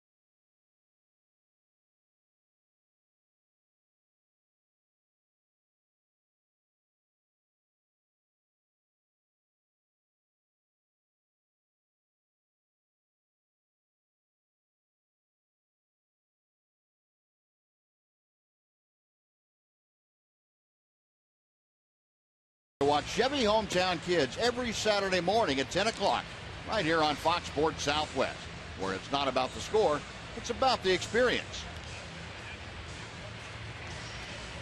A lot of kids out here having a great experience tonight on this Friday evening. Rangers having a pretty memorable experience of their own, 6-1, as the Astros come to bat in the bottom of the 4th inning. I got a good story I got to tell you this inning, Buzz. Okay. Jesus Montero was a very good prospect at catcher for the Yankees. The Yankees needed a pitcher, and Seattle needed a catcher. And so Seattle traded Michael Pineda, big, strong, power-armed, right-handed starter, for Montero. It looked like a great trade for both teams. Montero came to Seattle and really hasn't blossomed into the player they thought he was going to become. In fact, they've been a little bit disillusioned with him. He came to spring training this year 40 pounds overweight. So he's spent most of the time in the minor leagues. He has some kind of a minor injury. So he went to a Class A team on a rehab assignment. And before they activated him to go on the rehab assignment, he had 3 or 4 games to get in shape. So in one of the games right before he was going to be activated, they asked him to coach first base. And evidently, he wasn't really hustling on and off the field. And one of their scouts was at the ball game, a scout named Butch Bacala, one of Seattle's scouts. And after an inning, when he was coming off the field, the scout screamed at him to hustle off the field, which evidently Miguel Montero didn't do. So he gets back in the dugout, and the scout has an ice cream sandwich delivered to him in the dugout. And Montero flips out, charges the stands where the scout is sitting with a bat in his hand and tries to kill him. Oh, man. That would have been one you'd like to see. Yeah. Apparently he didn't take too kindly to the insinuation that he needed some more ice cream. Huh? Oh, boy. That didn't go over too big with general manager Jack Zarinsik. I wouldn't think so. Carter, right center field, moving over Alex Rios.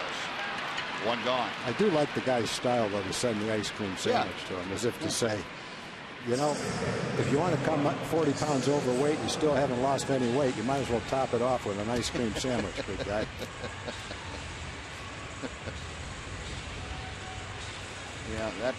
That wasn't real subtle, but it got the point across. And he says this will be dealt with appropriately. Jack Durincic said that? Yeah. Yeah. Yeah, he was the one that was disillusioned about Montero. No, I think disillusion is too kind. Yeah, he was extremely disappointed. He was hot about it. Yep. There's a kid that they were hoping would bat fourth in their lineup, either a catcher or a DH or something. The only thing he's going to be an all-star at is at the buffet line, evidently. First off, it's clear that both Jesus Montero and Butch Bacala engaged in behavior that is far below what we expect from members of our organization, including bad judgment at nearly every stage of this incident. Well, I wouldn't be so hard on the scout. He's just sticking up for the he's so fed up. He wants his organization to win.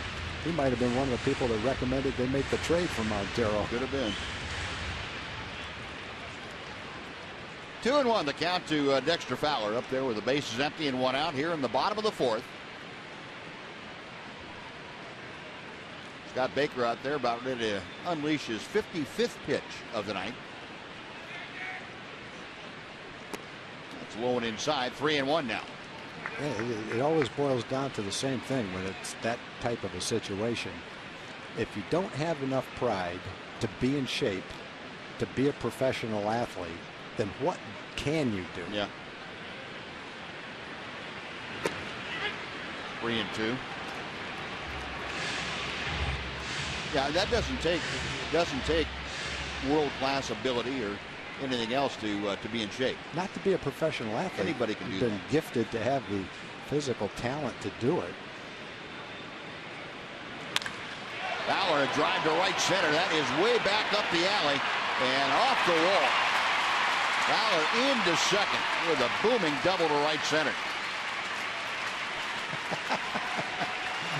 Well, if he went to third, he would have been out by about 100 feet. The Rangers pulled off a relay play as if he was going to third base. Daniel Robertson got the ball off the wall in a hurry and fired it into Odor, who turned and fired it to Beltre. That all happened, I think, before Fowler even got to second base. Watch how quickly they perform this, but it's good practice when you do need to make a quick play. Nice. Beltre's looking, what are you throwing it to me for? He's not even at second base yet. Watch Beltre. What are you doing? Well, Fowler now at second with one out. And Jason Castro out in front of that just a little bit. Pulled it off the screen in front of the Astros dugout. Castro 0 for 1, a strikeout. He was caught looking back in the second inning. Houston now with 4 hits against Scott Baker. Fowler 2 for 2 tonight, a single and a double. He's at second base. I wouldn't have sent that guy an ice cream sandwich, though. I would have sent him a pizza. Pizza? Yeah. Something really? Yeah. Something that everybody could see. He could take that ice cream sandwich and put it in his back pocket. No way he's going to hide a pizza, though.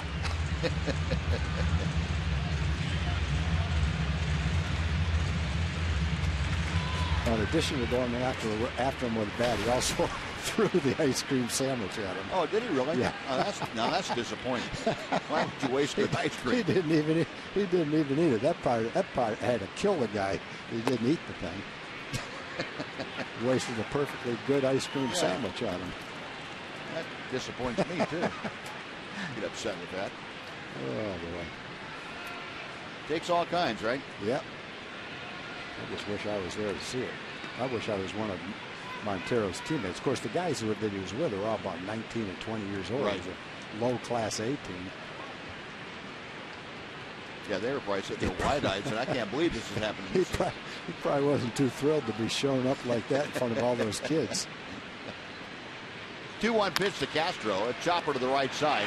Rua knocks it down, recovers, and very calmly throws to Baker covering for the out. Good play. Yep. Not a simple play either. Had to go to his right. That's where I think comes into play the fact that you played the middle infield and third base, which gives you pretty good hands to begin with. And he's able to knock it down, stay with it, and then, you know, as a second baseman, he's got that little flip throw that he can do accurately. Oh, it's a way to stay with it and get the out. Yep. Very nice play. Fowler went to third on the play, so he's there with 2 outs now. Mark Krause is the hitter. Krause walked his first time up there. That was in the second inning.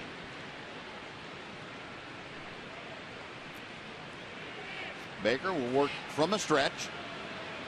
And throws high to Krause. 1 ball, no strikes.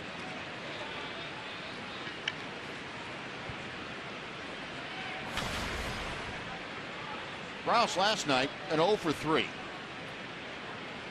Batting average slipping below the 200 mark. Hit that 0 for 3 last night. Strike from Baker. 1-1. Krause in his second tour of duty with these Astros is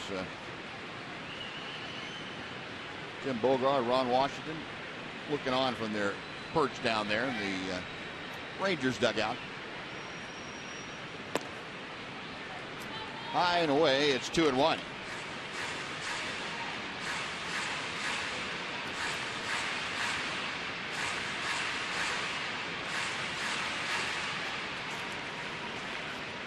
Rangers 6 runs on 7 hits tonight. Astros 1 run on 4 hits. And that pitch low. It's 3-1. Scott Baker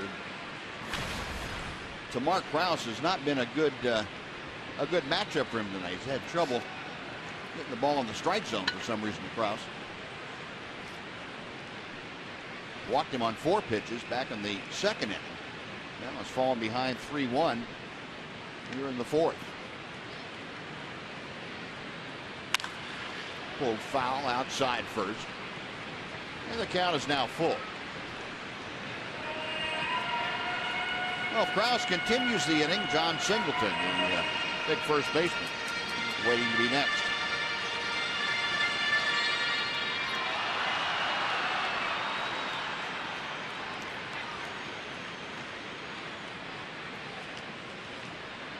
Domas Staley's flashing the sign out.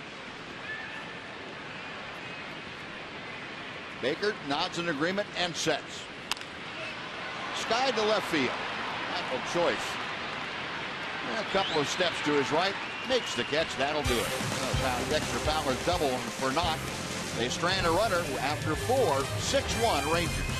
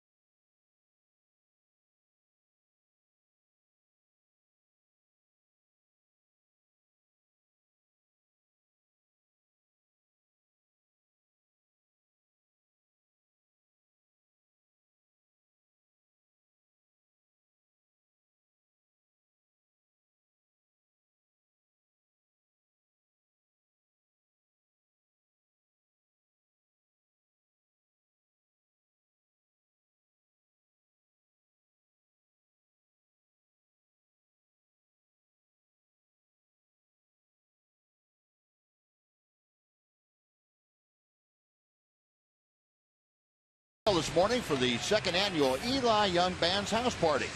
This year's event features Eli Young Band, Gary Allen, Pat Green, Cody Johnson, and Maddie and Tay. Tickets start at just $25 and are available at TexasRangers.com/Eli Young Band.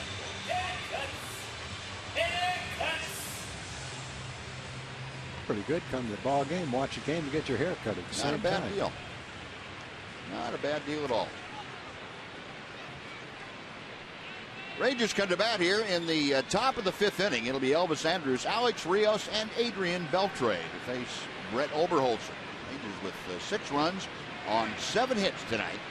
And Elvis, who is 1 for 1 with a couple of RBI, takes ball 1. Elvis, that RBI double in the first, a sacrifice fly in the 3rd.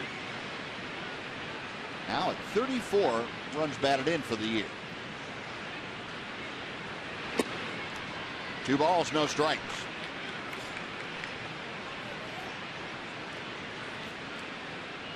Rangers putting 4 on the board in the 4th inning.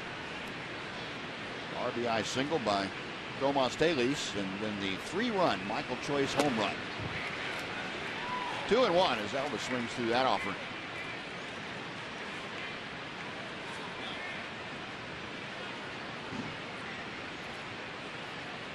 You remember the Rangers on Wednesday in Seattle broke loose for a dozen runs against the Mariners. That was their most in a game since the 5th of August. They put up 16 against the White Sox. But other than that, they've been kind of stuck on 2 or 3 runs in a game. 3-1 to Elvis. Hit well. That's a big part of the ballpark, though. Extra Fowler over to his left. 1 gone.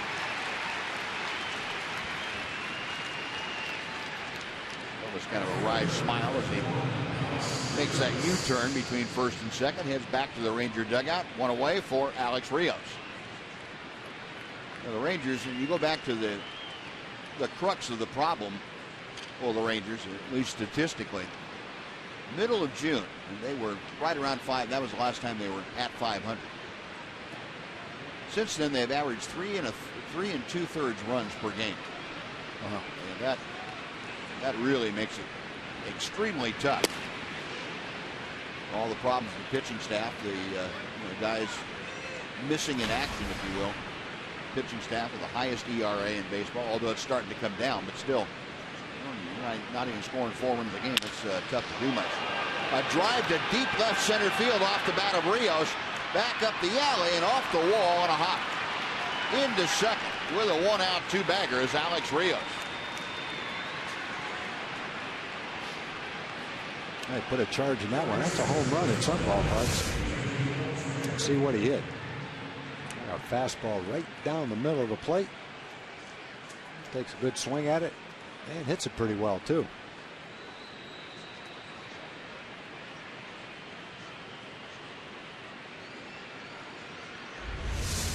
Pretty deep part of the ballpark out there, right where that last garage door is, almost 400 feet from home plate. So Rios with the 8th hit of the night for the Rangers. He's the 2nd now in scoring position for Adrian Beltre.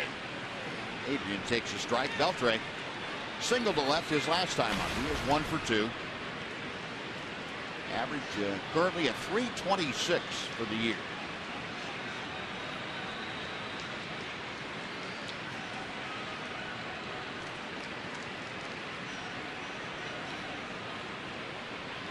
Oberholzer back to the plate, misses inside.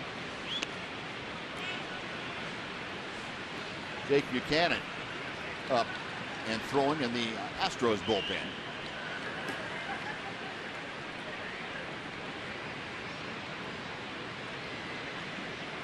Oberholzer working with 1 on and 1 out here in the 5th inning. 2 balls and a strike to Beltre. Adrian with hits in each of his last 4 ball games overall, and his last 13 overall against the Astros. Anything like that ball was radioactive. You get down the way of it.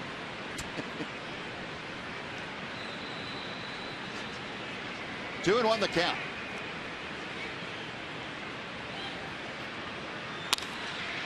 Right center field, Marisnik on the run. It is over his head, 1 hop into the seats. And that will score Alex Rios from 2nd. The ground rule double.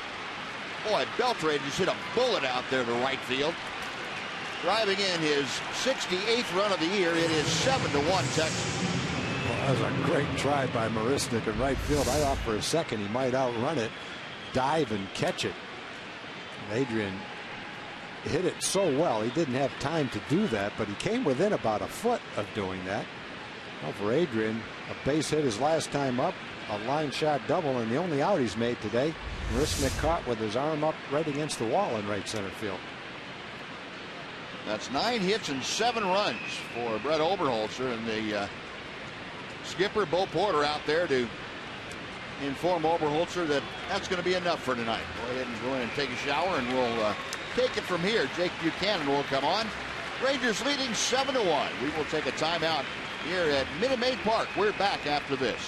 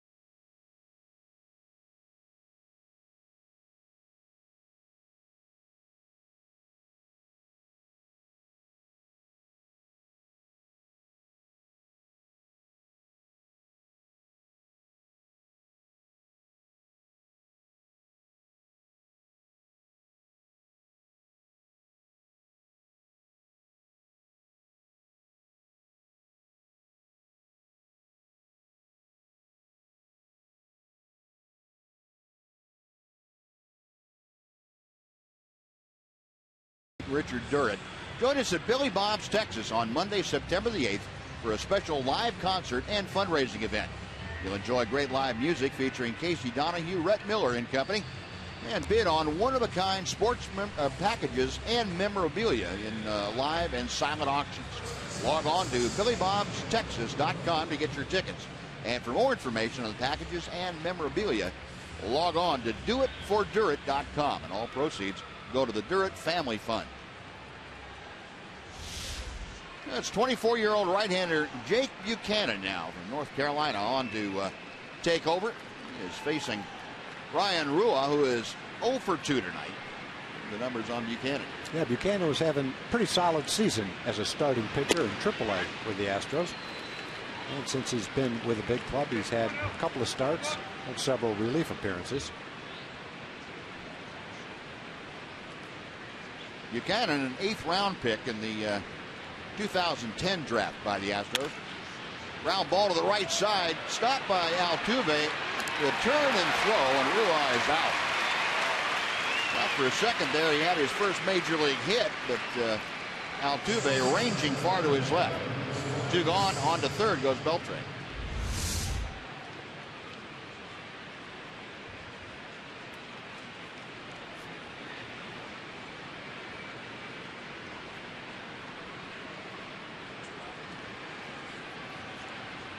Altuve covering an awful lot of ground on that play. Well, here's Adam Rosales, who had an infield single his last time up. Scored a run in that 4th inning.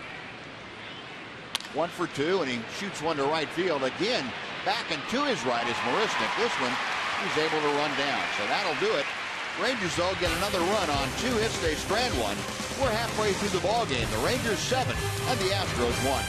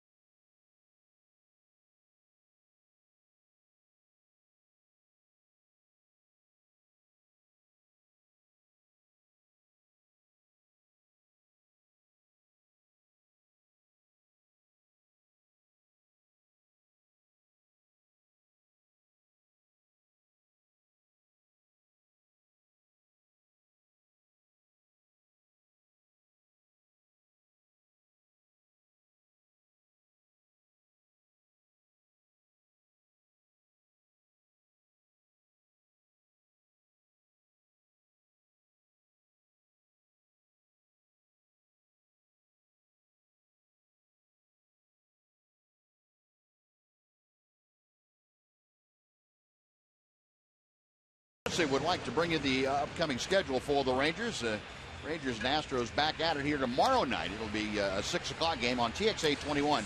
Miles Michaelis and Scott Feldman, the principals in that ball game. The Astros and Rangers finish up on Sunday, and then the month of September begins with a Labor Day hookup on Monday night in Kansas City, the first of 3 against the Royals. And back home for a 9-game homestand.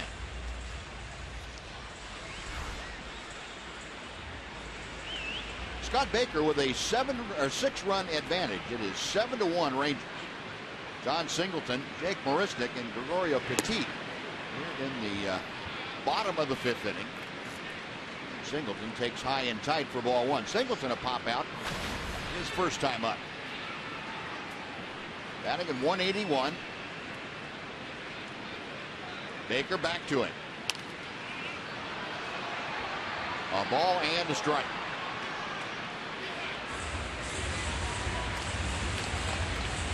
What we've seen of John Singleton, I'm not sure he knows what a cut down swing is. No, he's got one speed. Trying to hit a batting practice home run. That's his swing.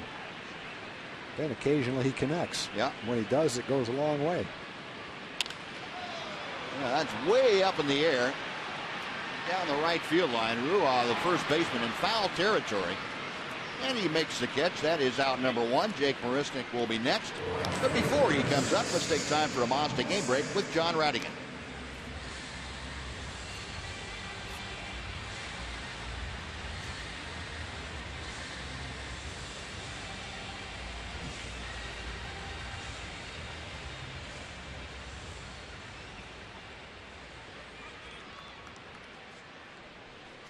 All right, John, thank you.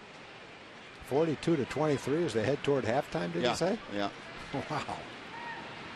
Apparently, defense is taking that night off. Wow.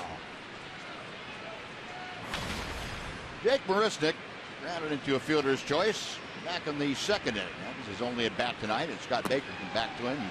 Good off-speed pitch, had him out in front. 0-2. Marisnik acquired by the Astros just prior to the trade deadline this year, a big 6-player trade involving Miami.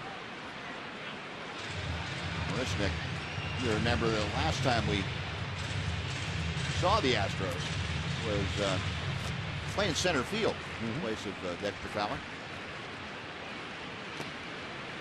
2 balls, 2 strikes.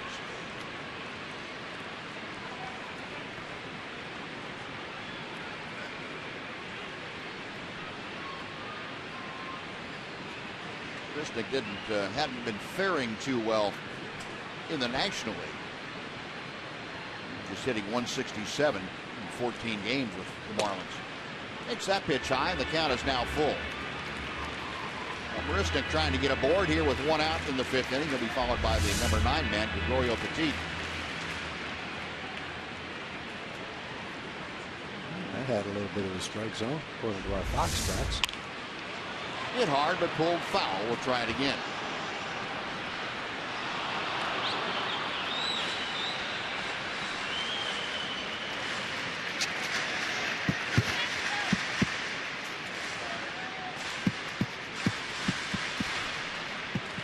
Three and 2 with 1 out.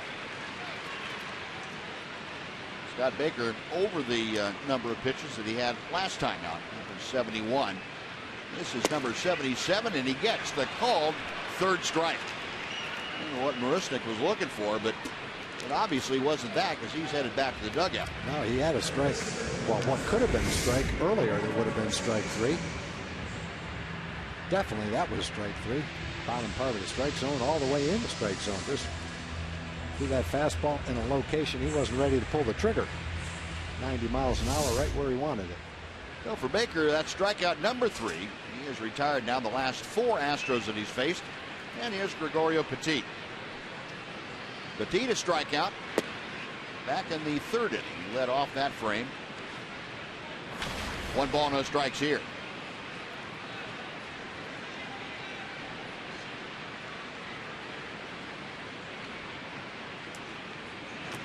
Rolling outside. And 2-0 to count.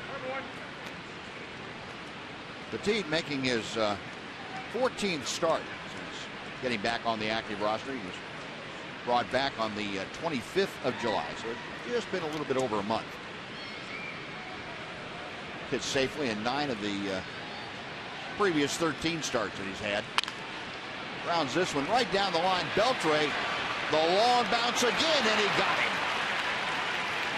Well, Adrian, he's something.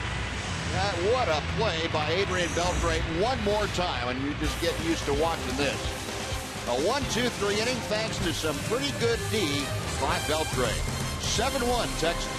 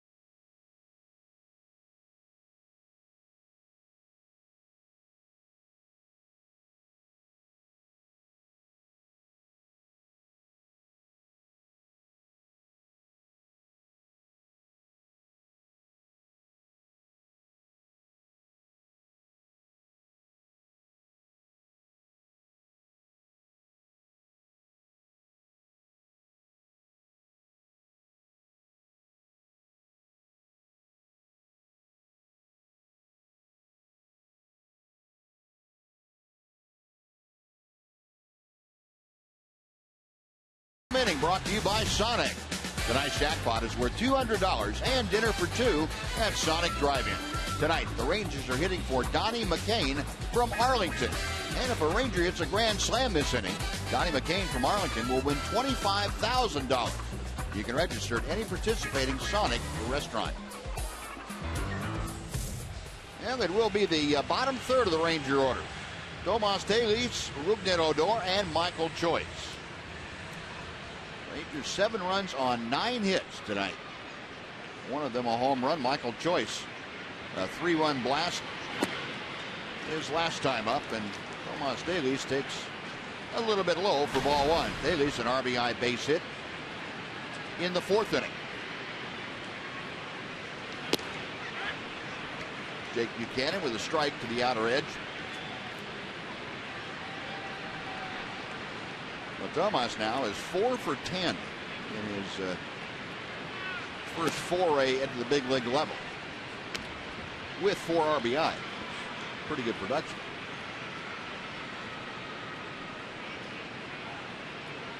Buchanan's 2-1 pitch.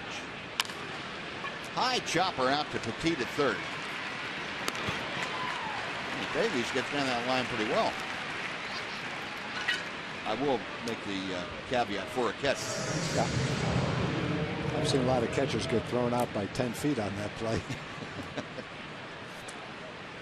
High chopper, but Petit's got a strong arm. He gunned it over there pretty well. Well, 1 gone. Now it's Rougned Odor stepping in. Rougned 0 for 2. A couple of, or I should say, a ground out and a pop out tonight.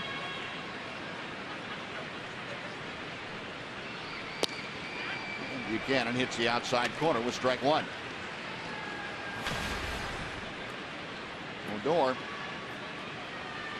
trying to reverse that downward lean of his batting average.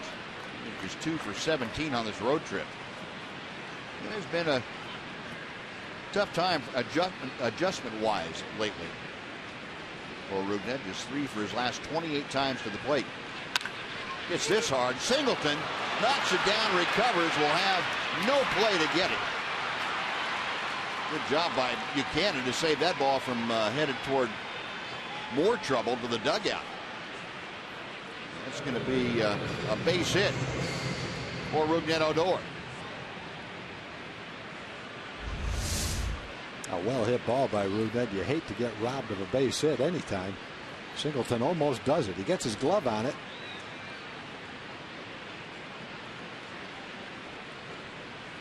Sure what happened to the pitcher. The pitcher's pitching hand might have hit Odor as he went by the bag. Let's take a look. I think he jammed it, rolling over. And he seems to be okay. And Odor with the base hit. That is the 10th hit of the night for the Rangers. They're in double figures. One on, one out. Michael Choice will be next. Choice, a perfect night so far. 2 for 2, a double and a home run. He has scored both times, and he has driven in 3. That 3-run blast. It's the first pitch. Pretty much down the middle for strike 1.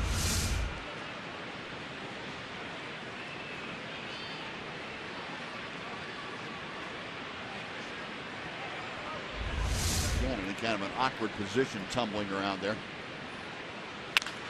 And there's a base hit for Choice. Odor at second will hang on there as Krause gets the ball back in. So Michael Choice 3 for 3, and he is a triple shy of the cycle now.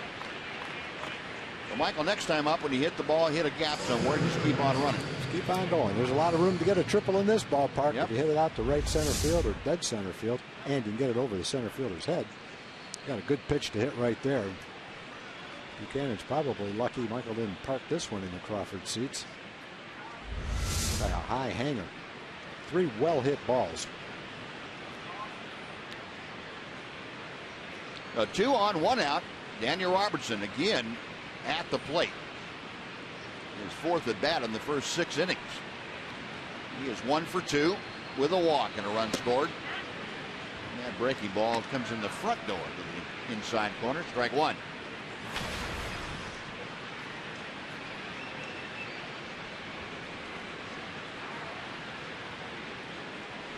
Daniel now on this road trip, 4 for 9.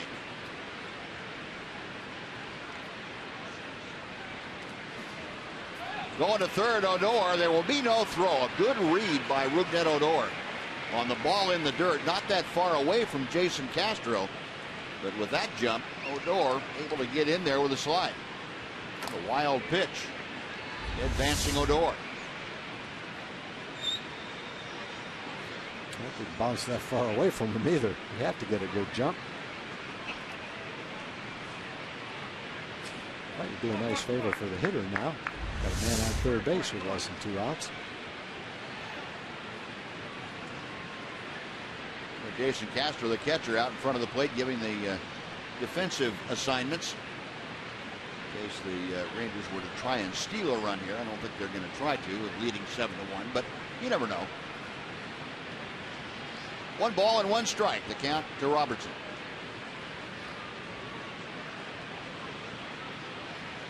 Buchanan okays the sign and sets. 2-1.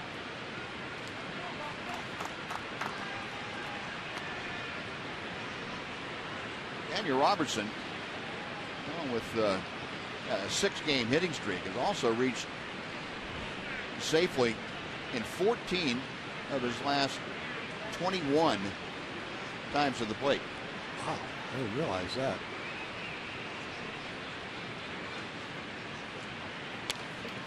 Fouls that back. That evens the count now at 2-2.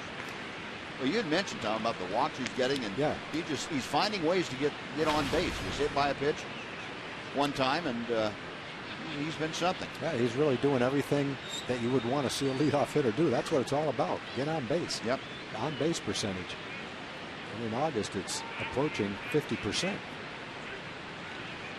a chance to play against lefties and lead off now. Kind of sharing that role with Leonis Martin. Buchanan to the high set, a check of the runners. And a chopper to the right side. That's going to get the run home. The only play for Altuve is the first, and Robertson beats it out. Altuve took his time and underestimated how quickly Daniel Robertson was running down to first base. He turns an 0 for 1 and an RBI into an RBI single. Unless Bo Porter goes out and challenges it. Well, it looks like he's headed back down into the dugout after his review people advised him. I thought Altuve had a fairly easy play, but he didn't really take too much time. But I think he could have made it a little bit quicker than he did. Danny hustled all the way and threw it out. He did.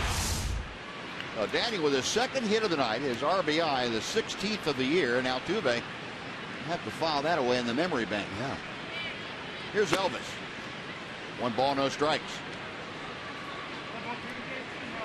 Elvis a couple of RBI this evening, a double and a sacrifice fly. Waiting runs. Also fly to center. Got Michael Choice at second, Danny Robertson at first. Still just 1 out here in the 6th inning. Pitch is a strike on the inside corner.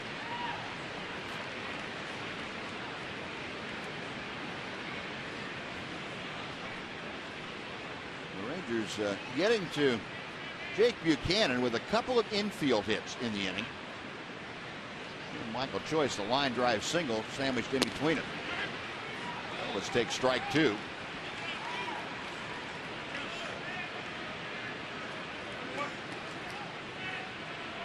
Michael Choice 3 for 3 tonight, a triple shy of the cycle. Daniel Robertson trailing him at first base. The 1-2 to Andrews. Got him swinging. Buchanan gets a strikeout. And with 2 away now, Alex Rios will come up. Oh, nice sinking fastball right there. Elvis kind of got himself in a hole by taking 2 strikes. And had to swing at that nasty pitch. It was a borderline strike. Probably couldn't take it though.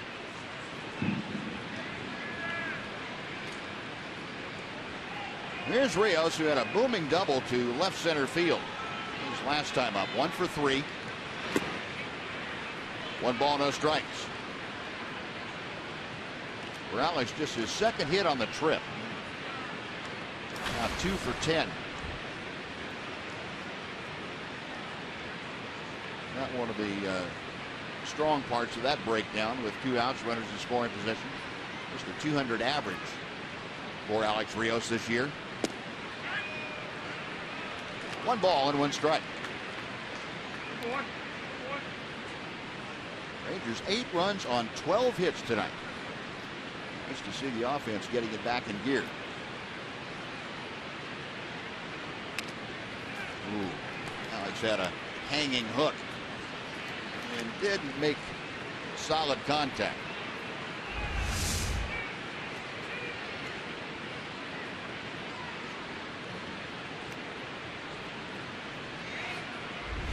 Jake Buchanan, we better say an extra thanks after this ball game for getting that pitch back. Right-hander with the 1-2 pitch to Rios. In the dirt. And now Daniel Robertson thought that Choice was going to head to third, and Michael put the brakes on, and Robertson hung out to dry. Well, a tough read for them, and that will do it. Rangers do get a run on 3 hits. They leave 1 after 5.5. Rangers 8, Astros 1.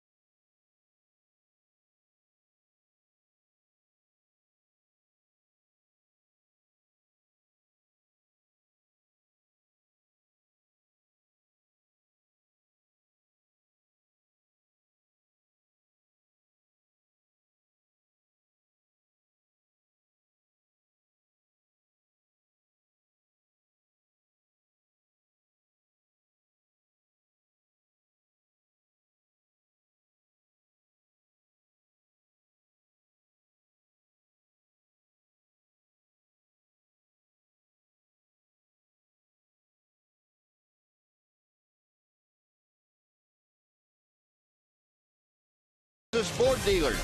The Ford Summer Spectacular Sales Event. Now playing at a Ford dealer near you. Well, the Rangers all over the Astros tonight, 8-1. As we head to the bottom of the 6th inning. Scott Baker, the beneficiary of all this run support, and he will gladly take it. Baker looking to win his 3rd consecutive decision in as many outings, his 2nd straight as a starter. Let's go back to 2011 to find the last time that happened for Scott Baker. First ball swinging, and Marwin Gonzalez will sky to right field. Alex Rios there to make the catch. That is out number 1. We'll go back to the top of the 6th inning. This is how it ended with runners at 1st and 2nd. Yeah, Daniel looks at Michael at shortstop. Michael takes a couple of quick steps toward 3rd. Daniel makes the decision that I better get going to 2nd then. Unfortunately, Michael put on the brakes and went back to 2nd, and Daniel gone a little bit too far. You have to, I guess, definitely make sure that that guy is going to 3rd. And sometimes there's nothing the runner at 1st can do because he's at the mercy of the guy at 2nd. And if the guy at 2nd gets a decent jump and goes to 3rd, you might not get the same jump and might just have to stay there at 1st base and not take that extra base. Yeah, and that happened when Choice was at 1st in that inning. Who was at 2nd at that time? Odor, who went to 3rd on the, there's a base hit by Altuve. Odor went to 3rd on the wild pitch in the dirt, and Choice had to stay at 1st. He had to stay, right.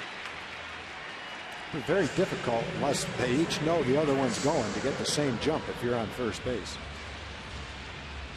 Well, Jose Altuve with his 1st hit tonight, his 183rd of the year. He is aboard with 1 out. Chris Carter, who has popped out and flied out, will step in.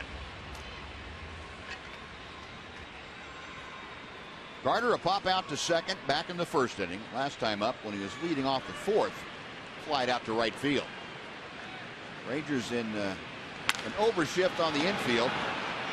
Double play ground ball. Odor turns it, and that will do it for Scott Baker and the Rangers. 5-4-3, the double play, a 4-pitch inning for Scott Baker. After 6, Rangers by 7.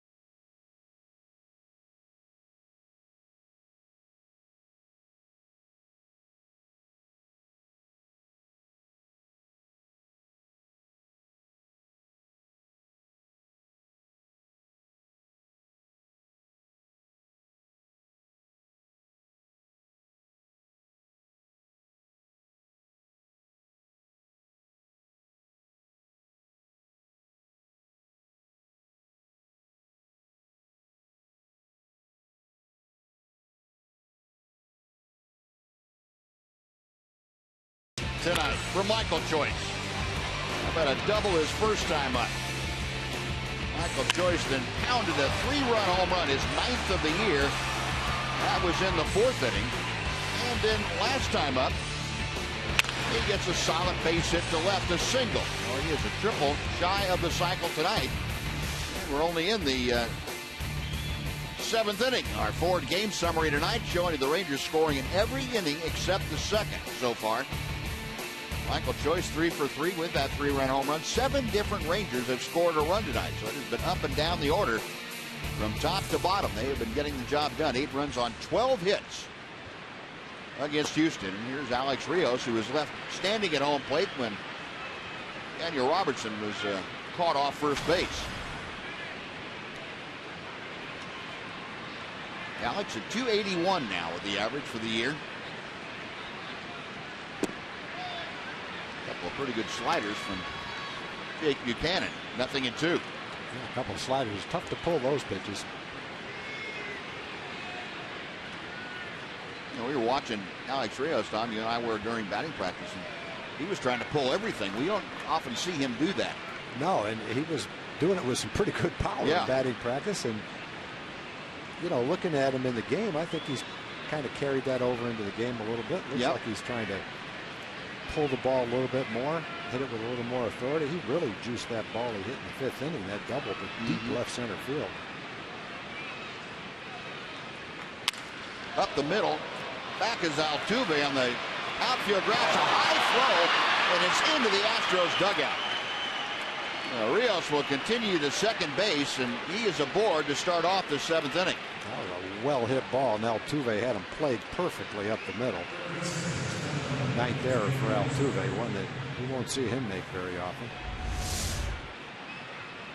See where he's shading him towards second base. He's right in position to make the play. He's got plenty of time to do it.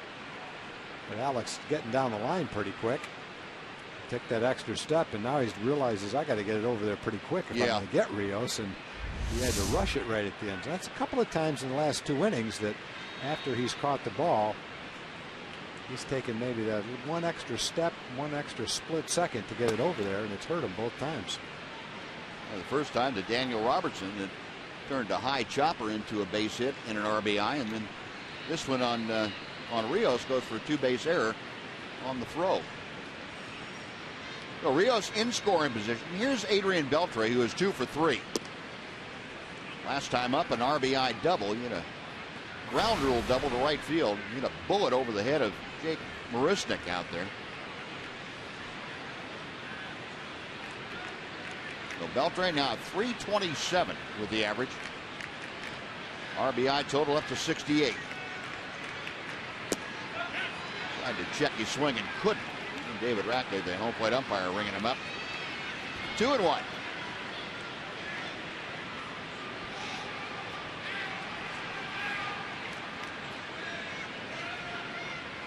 Beltre 17 home runs this year. You got Alex Rios at second base with nobody out here in the 7th. He's trying to hit that up by the choo-choo train up there in left field.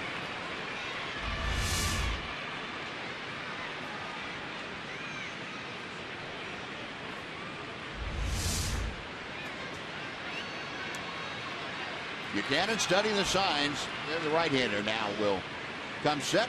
And this inside. 3 balls, 2 strikes.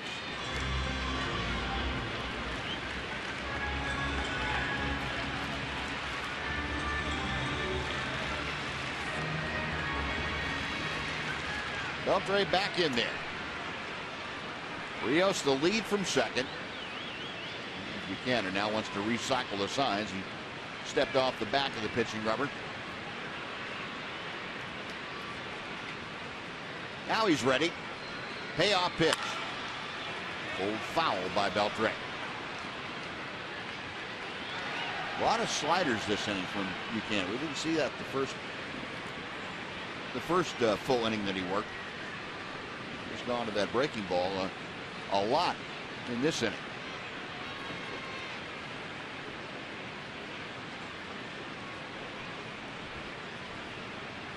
The LSU colors. Another 3-2 is coming. Inside, ball 4. Beltre takes the walk.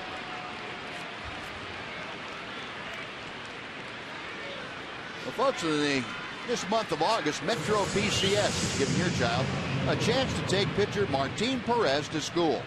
Log on to MetroPCSTakeAPlayer.com for your chance to win. Metro PCS, wireless for all.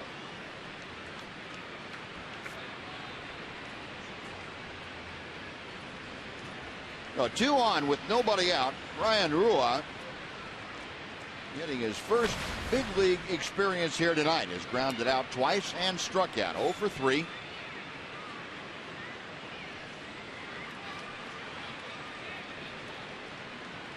Good spot for the young man here.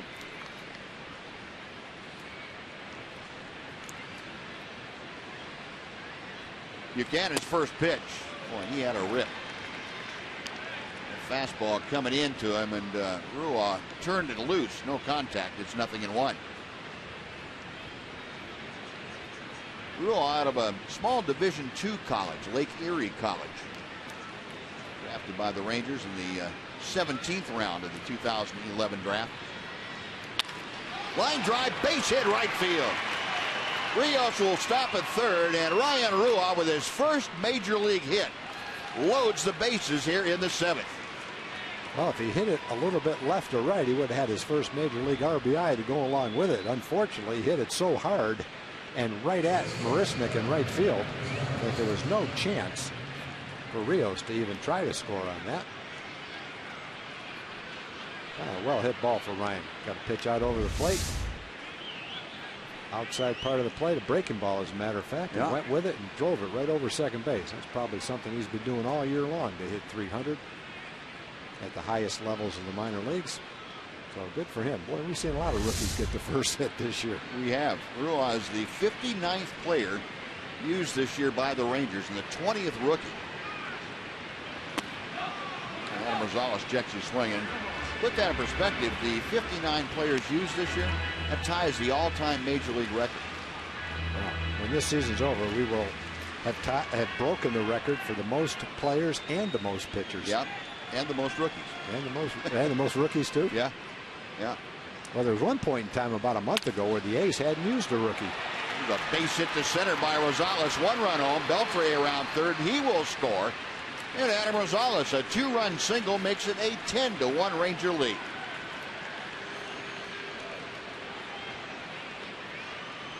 Rosales continuing to add on to his great month of August. 2 more runs driven home. Second time already on this road trip the Rangers had double-digit runs. Well hit ball by Adam.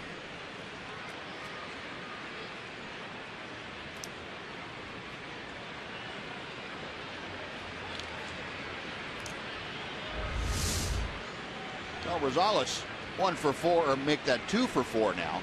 Pair of singles, 2 runs driven in. Rua at second. Rosales at first. Brent Strom out to slow things down for Jake Buchanan. Going back to the 59 players used now by the Rangers. That ties the mark set in 2002 by the Indians and the Padres, and also the 2008 Padres. So the next player that has not appeared yet in a Ranger game that does so will set a new record of 60. That's amazing. It is. Seeing history being made this year. Yep. Not the kind you're necessarily wanting to make. Taylor's chopper over the mound. Nice play by Gonzalez to get the out at first. Rua advances to third. Rosales to second. And 1 away now for Rougned Odor. Tomas Taylor's now 1 for 4. And Odor will step to the plate, 1 for 3.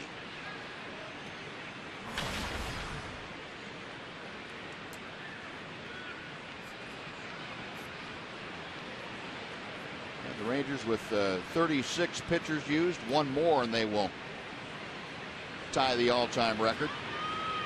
37 by those same 2002 Padres.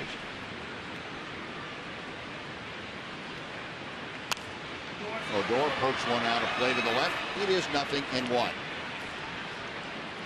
Rougned an infield single and a run scored his last time up.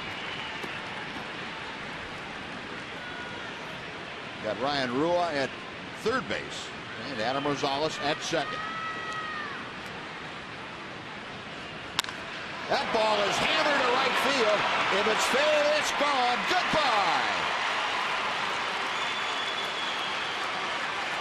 Rougned Odor turned on a pitch and drove it right on out of here. A 3-run blast. And the Rangers lead it 13-1. Well, Rougned saved a couple of his best bolts for this ballpark. Earlier in the season, he hit one 5 rows back in the second deck to straightaway right field. This one, he just hooks and got out of here in a hurry down the line. Again, he's not a tall guy, but it's tough to call him little, as strong and stocky as he is. And when he gets a hold of one, boy, he can put a charge in it. They like to pitch him in, and occasionally they'll jam him. But when he gets the good part of the bat on it, he hits it like the big guys do, boy. Well, 2 home runs tonight for the Rangers. The first one by the man at the plate now, and the second one by the man in your picture right there. That's Rougned Odor. They've both been 3-run home runs. Rangers with a 13-1 lead. Now Michael Choice 3 for 3 and just that triple shy of a cycle. He's finding himself down to the count. Had a ball and 2 strikes here. Choice a double in the third, a 3-run home run in the fourth, and a single in the sixth. Rangers 13 runs on 15 hits tonight.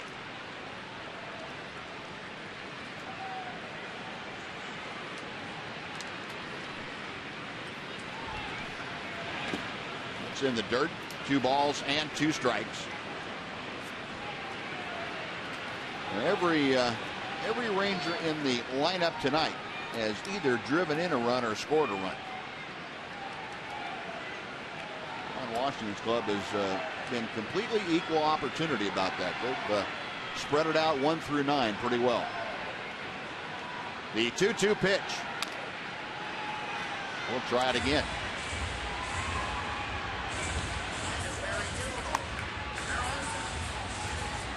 Foltynewicz, right-hander, hard throwing right-hander. Up and loosening in that Astros bullpen. Another 2-2. Got him swinging. And Michael Choice is going to have to hope for one more shot in this ball game if he is to try for that cycle. He's 3 for 4 after the strikeout. 2 gone now.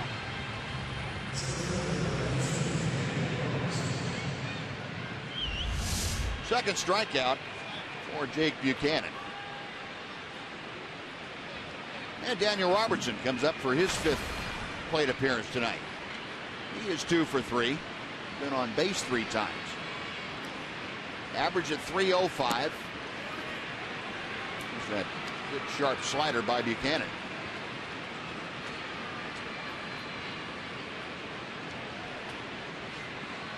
Rangers with 15 hits tonight. Their season high has been 18 hits. Last time they had 18, they've done it 3 times. Last time was that game in Chicago on August the 5th. They won 16-0. That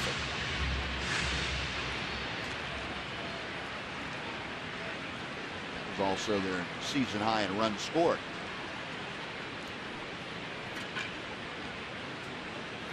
One pitch. Now 2-1.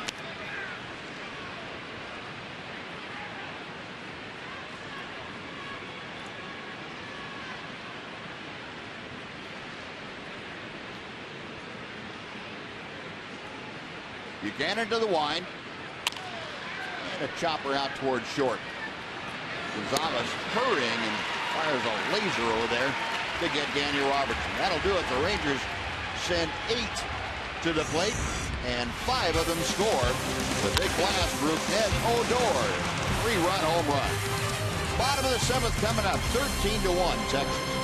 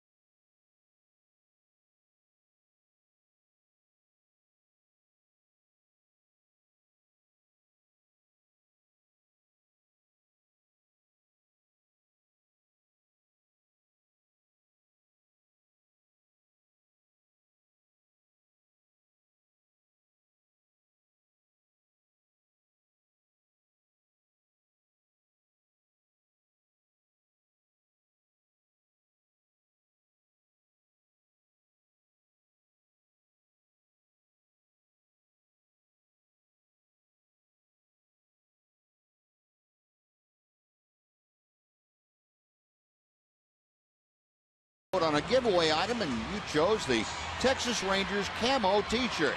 Well, on Thursday, September the 11th, the first 15,000 fans attending the game against the Angels will receive that t-shirt. That's courtesy of Fanatics. Great seats for that game are still available at TexasRangers.com, or you can call 972-RANGERS if you prefer.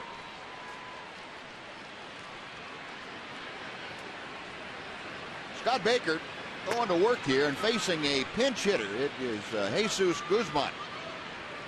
Right-handed hitting primarily first baseman. Guzman, a 193 average with a couple of home runs, 8 driven in. Hitting in place of Dexter Fowler. Fowler finished the night 2 for 2 with a single and a double. And also a busted nose. I don't know if it's broken or not, but he got popped on it pretty good. It felt like it was to him probably right after it happened. Baker with a 2-0 pitch. That's lofted to right field. Alex Rios gliding over to his right. Makes the catch for out number 1. Now, before Jason Castro comes up, let's take time for a Mazda game break. Once again, here's John Radigan.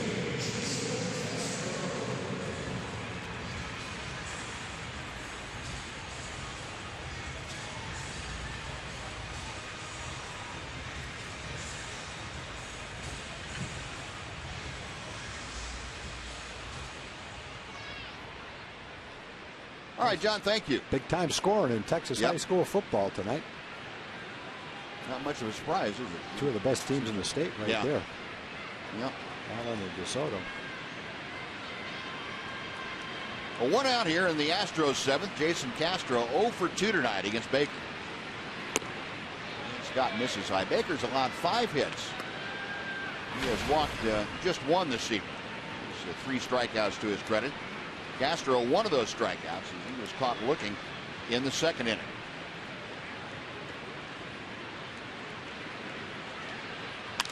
Out of play to the left. That evens the count at a ball and a strike.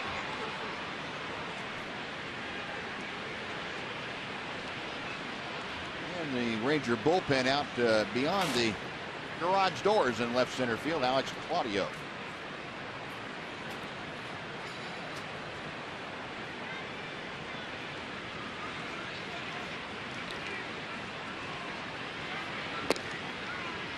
Changeup from Baker that floats off the outer edge. 2 balls and a strike.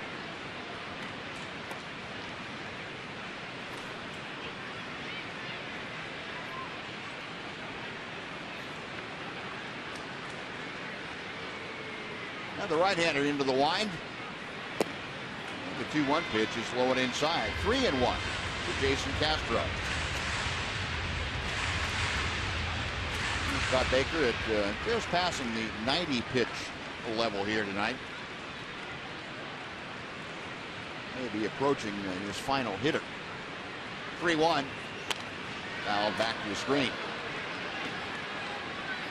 You got Krause and Singleton, the next 2 hitters are scheduled anyway, are left-handed hitters. With Claudio out there in the bullpen, you might figure Ron Washington would keep a real close eye on Scott Baker.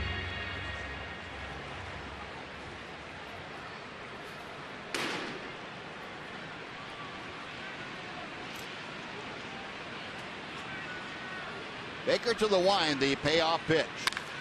That ball is belted to right field. Rios back, and that ball's gone. Second night in a row that Jason Castro is homered. It's a 13-2 ball game for the Rangers.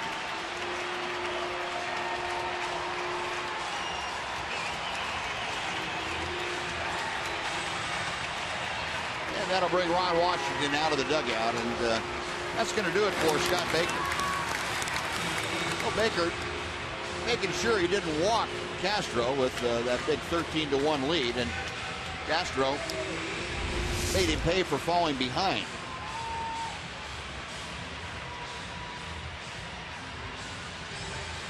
We got a pitch down and in. Looked like cut fastball or slider maybe. Wrote it out here. I think Scott had pretty much reached his pitch count too. Wash gave him probably a few more pitches and allowed him to go as far as he could in this kind of a game. And an excellent job by Scott to get through 6 1/3.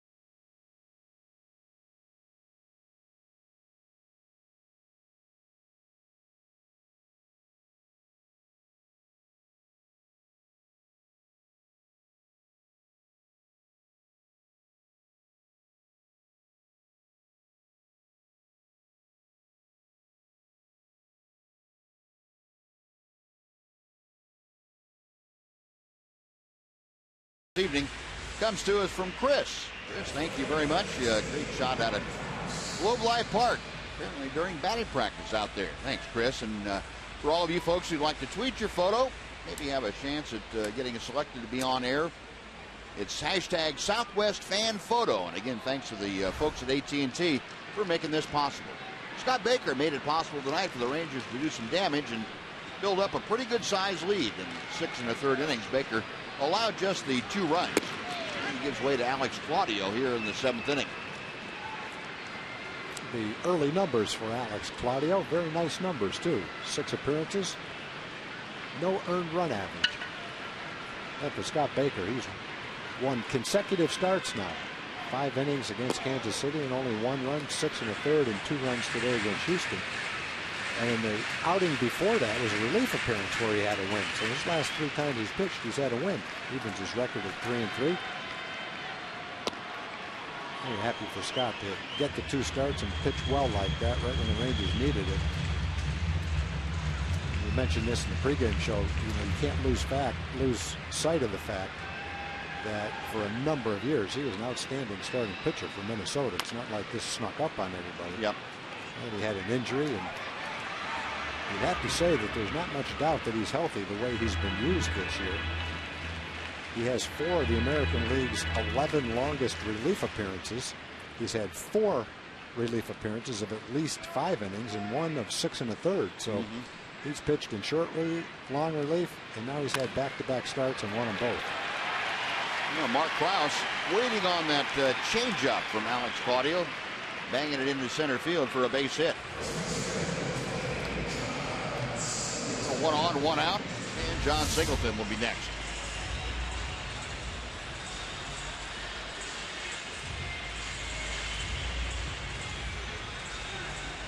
You're talking about Scott Baker, Ty. If you put those relief appearances along with you mentioned, it's just like having a start. So he's had 15, 18 starts this year when you look at it that way, maybe. Yeah. But he's certainly acquitted himself very well, coming back from that Tommy John surgery in 2012 and completely healthy. And you're right, if there had been any doubt about the health of his arm, Scott Baker would not have been able to do all the different things and bounce back the way he has this year. No. And you look at some of those relief appearances where he had more than 5 innings, 6 1/3. Those are at a time during the season where the bullpen was taxed. Right. And there weren't a lot of guys out there that were ready to pitch. And he took the ball and stayed in the game as long as he possibly could to save innings from guys that were exhausted out there. So it definitely was an important role that he served this year. 0-2 pitch. Wide. And I can remember after at least 2 of those outings, him coming back maybe 3 days later and working an inning in short relief too. Yeah, came in to get the last 3 outs of a ball game a couple times. Again, at a time where you didn't want to use your closer, you didn't want to lose your setup guy because you might need them tomorrow. So he took the ball. And John Singleton will take the strikeout as he backed away from that breaking ball from Alex Claudio. And it caught the strike zone. That is out number 2. Well, it definitely did. But when your shoulders are kind of leaning back toward first base, you're going to have a hard time reaching that one. Yeah, his mind might have been willing, but his posterior was not. Part of that upper body was moving in the wrong direction. 0-2 gone. Here's Jake Marisnik. Fouls off that first pitch. 0-1. Marisnik is grounded out and struck out tonight. Saw that line on Scott Baker. Just 1 walk and 3 strikeouts this evening for Baker. There was a big deal for a couple of days anyway made of the fact that Scott Baker, the first 20 games that he'd appeared in for the Rangers lost all 20 of them. It just happened to be the way that he was being used. Yeah, that's kind of his role. It's not his fault. And then now the last 3, he's going to get the W for him. So baseball's evening out. He's making up for lost time. That's right. And Derek Holland talking with the veteran Scott Baker. Well, a lot of the young pitchers could learn a lot watching Scott Baker pitch. I know that. Learn how to pound the strike zone. That ball's going to fall in for a base hit for Marisnik. Around to third goes Krause. And now runners at the corners with 2 outs on a little blooper for a base hit.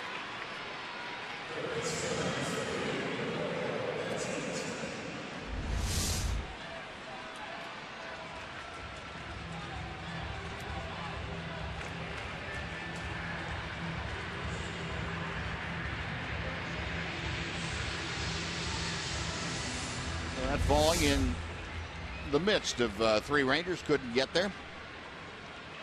2 on, 2 out. Gregorio Petit, who is 0 for 2, a strikeout and a ground out, will step in.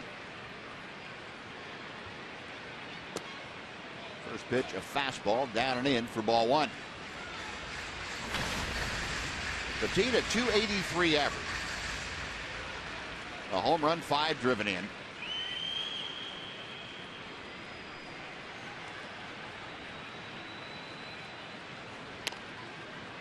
A little dribbler down the first baseline, that will veer off into foul territory. And the count even at 1-1. Alex Claudio, the 22-year-old, hails from San Juan, Puerto Rico. Selected in the 27th round by the Rangers in the 2010 draft.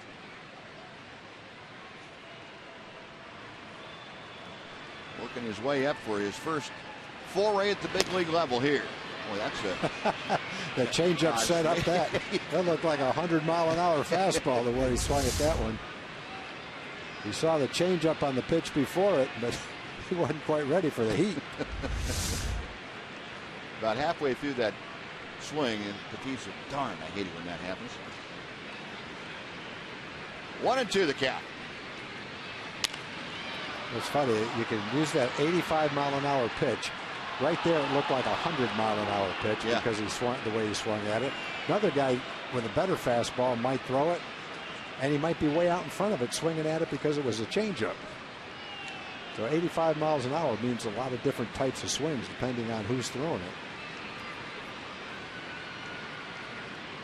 I think that'd be one kind of swing that Petit just would forget, though. That wasn't his best. That might not like that one too much either. That's a couple of them you can eliminate. Try to retire. The Astros get a run. They have 3 hits and strand 2. On to the 8th, 13-2 Texas.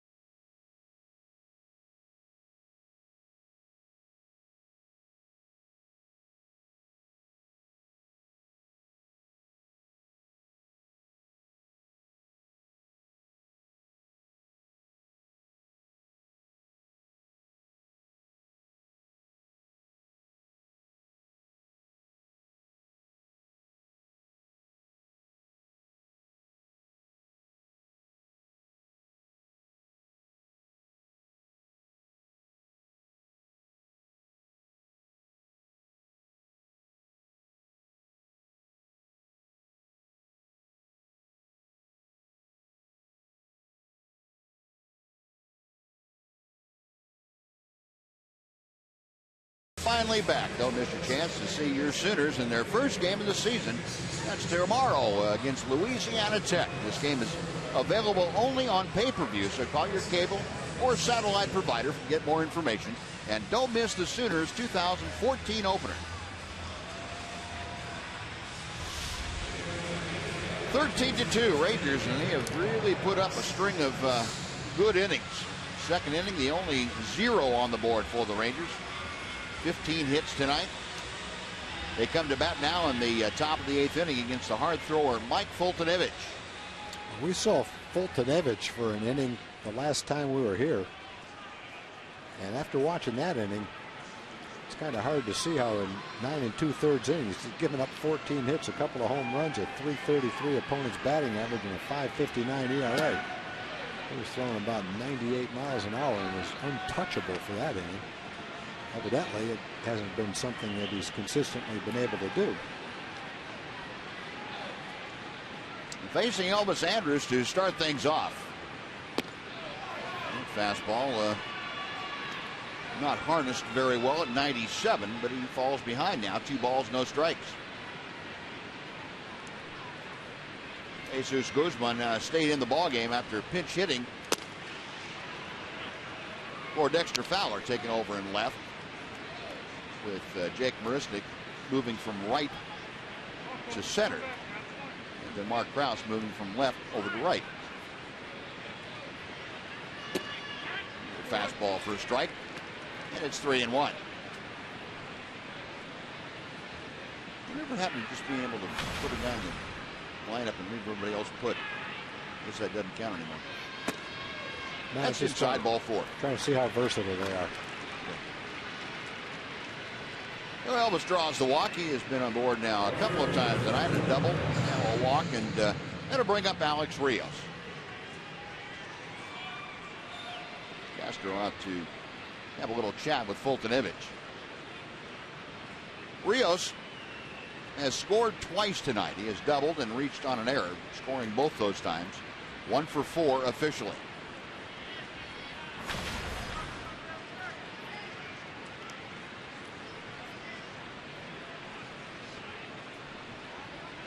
Alex, you can see that right thumb heavily bandaged up. He's got as much protection under there as he can and still be able to hang on to the bat.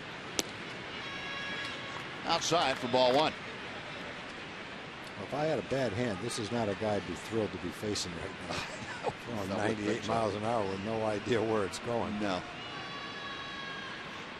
And he drops in a breaking ball. 1 ball, 1 strike.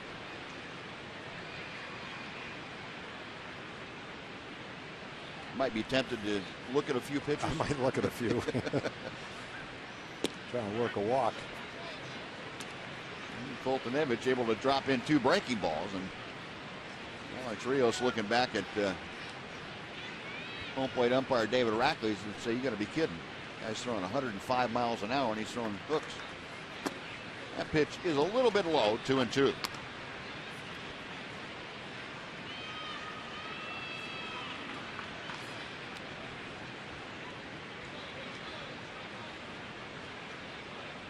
Right-hander sets the 2-2 pitch.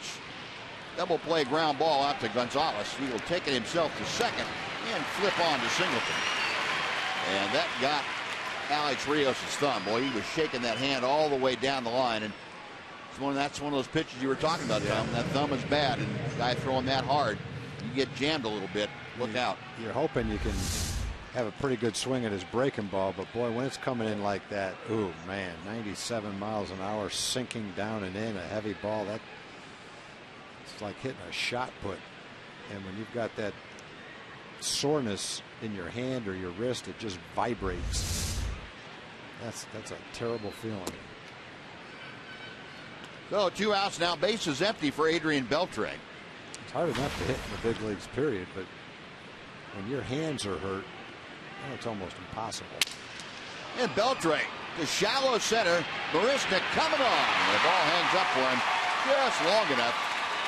8-footed outfielder able to track it down. That'll do it for the Rangers. They get a walk, and the double play takes care of that after 7.5. Rangers by 11.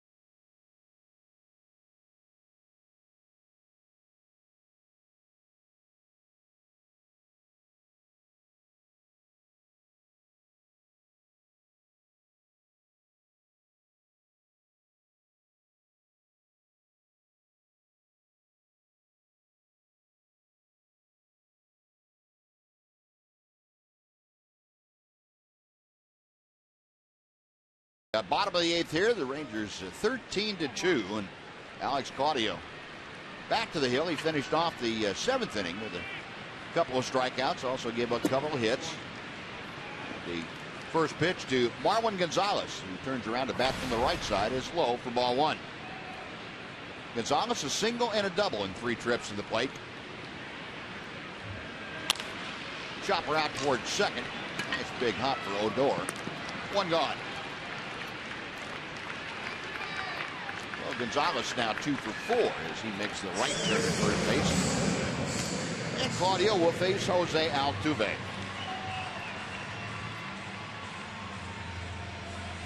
I guess part of the thing going down the stretch with Alex Claudio, Tom, would be to see if he can be effective against both left-handers and right-handers, or as effective against right-handers as he is against left-handers.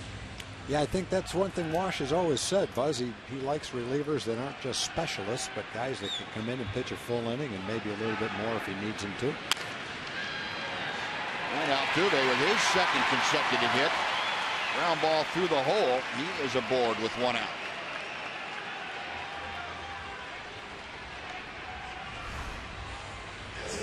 Folks, on Tuesday, September the 9th, the Rangers and Fox Sports Southwest are teaming up to thank fans with half-price tickets. Go to TexasRangers.com and use the coupon code THANKSFANS for half-off tickets in the lower reserve, upper box, and upper reserve seating sections. Thank you, Rangers fans, for being the best fans in baseball.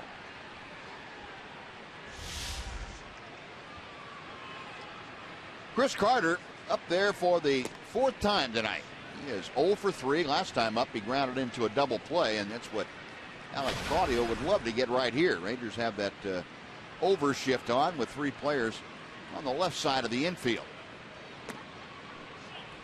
2 balls, no strikes. Last time up, a similar alignment, and Carter scorched one down to Beltre at third, and it was a very easy around the horn double play. That pitch is low. It's 3 balls, no strikes.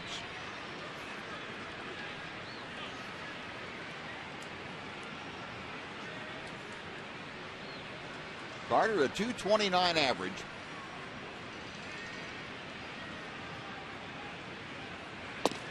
Takes that fastball for a strike, and it's 3-1.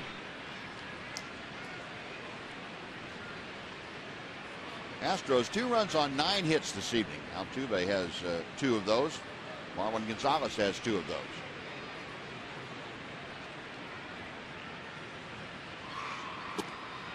Low and outside, ball 4. And 2 aboard for Jesus Guzman.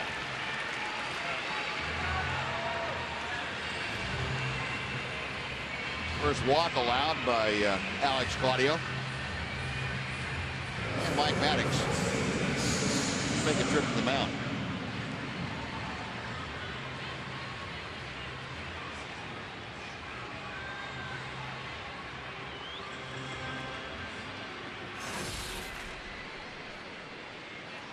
Well, the hits that they've got have just been little dribblers, really, and even though the score is 13-2, can't blame Alex for being a little careful to Chris Carter. Don't want to groove one to him when he's looking for a fastball.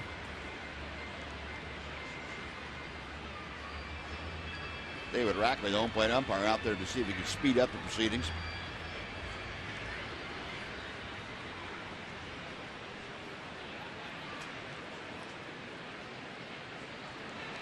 One of these days, a pitcher's going to get in a jam, and a pitching coach is not going to go out there, and it's going to shock me. I don't think there's much chance of that happening. Probably not. Guzman takes the breaking ball that dips in for strike 1.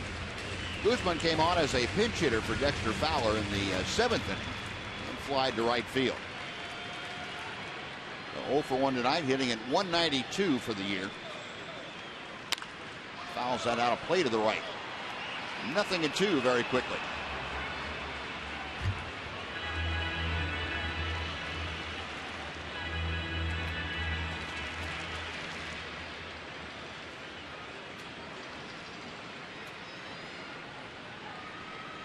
Claudio set. A check of the runners.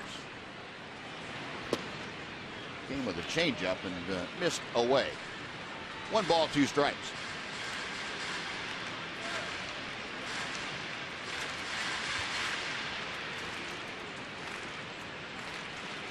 Rangers looking at that ground ball at an infielder. Get the double play and get off the field. And that's into center field, a base hit. Altuve around third will score. And Guzman with the RBI single makes it a 13-3 Ranger lead.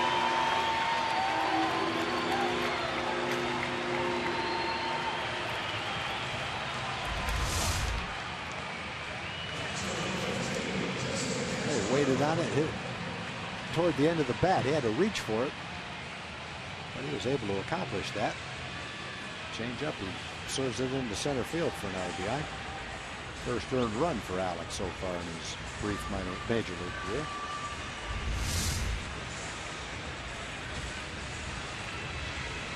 Still 2 on, 1 across here in the 8th inning, and Jason Castro, who had a solo home run his last time out, steps in. The pitch just off the outer edge, a fastball missed. 1 ball and no strikes. Castro now, as you can see, 14 home runs, 51 RBI, and hitting at .228.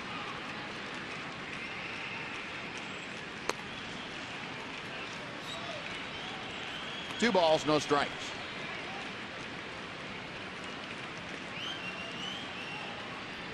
Claudio now 31 pitches and 19 strikes.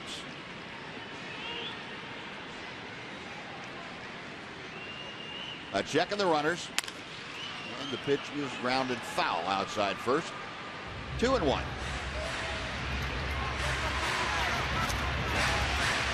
Rangers and Astros back at it here tomorrow night. It'll be a 6 o'clock start.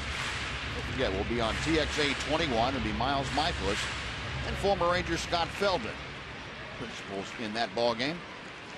And then Sunday afternoon, Nick Martinez and Dallas Keuchel wrapping up this series at 1 o'clock start. Sliced down the left field line. Michael Choice, a long run, and that ball will slice back and out of play. 2-2. We have a catch down there. Neil Cott's getting warmed up in the bullpen out there with Andy Hawkins.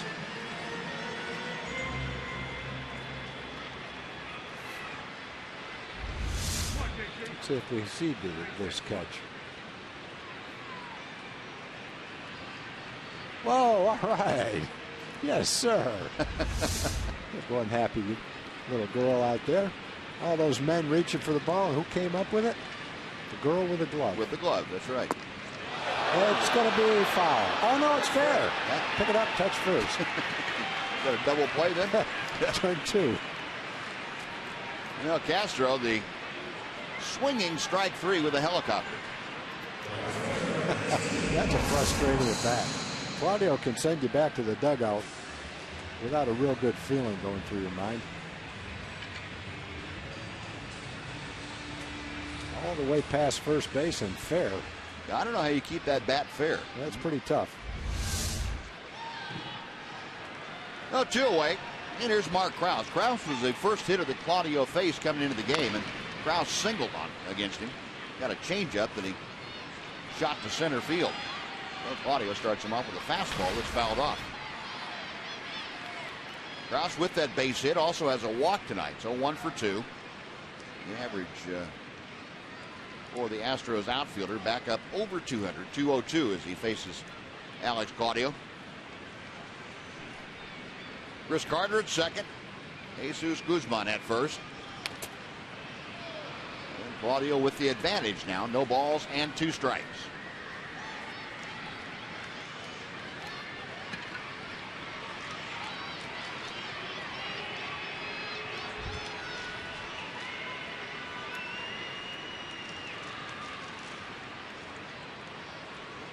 Daly's flashing the signs out. Claudio ready.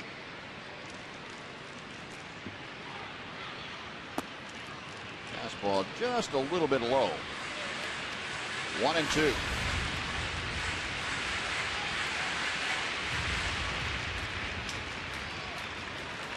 Mark Krause not having a particularly good year as far as run production is concerned. You see the average with runners in scoring position and 2 outs. Not very good. Plays off that breaking ball. That evens the count now at 2-2.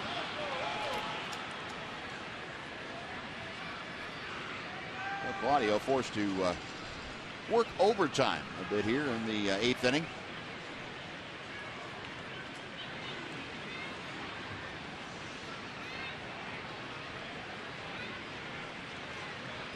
Claudio ready. To the plate. Old foul. Look out.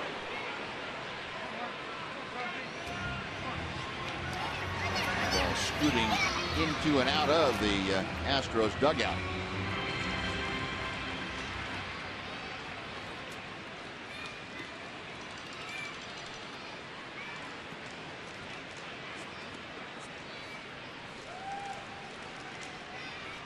Now the left-hander ready one more time.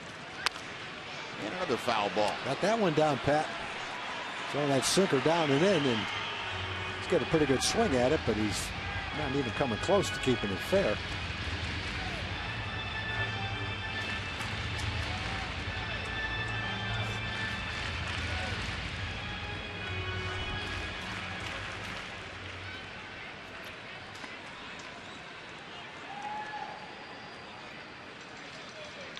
Claudio's next pitch. There's the changeup. Calls strike 3.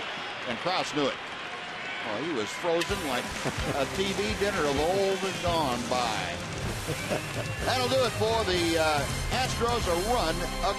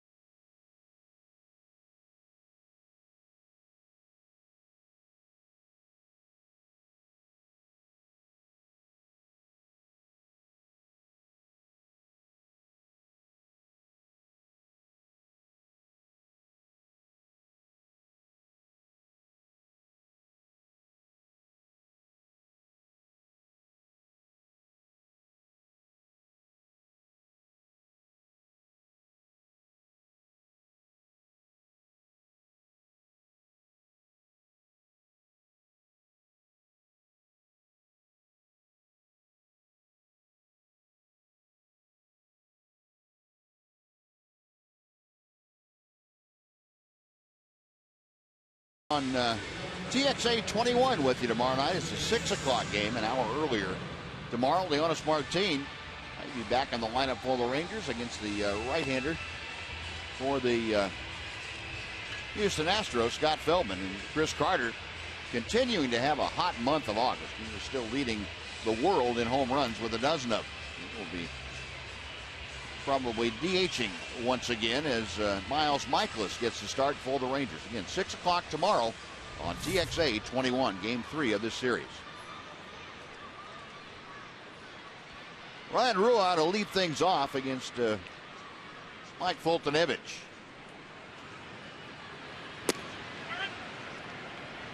And last time up, Ryan Rua with his first major league hit, something he'll remember the rest of his life. Ball being tossed out of play. This time it's a chopper out to Gonzalez, shortstop. One gone.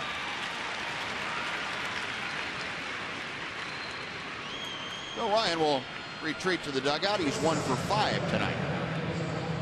And Adam Rosales will be next.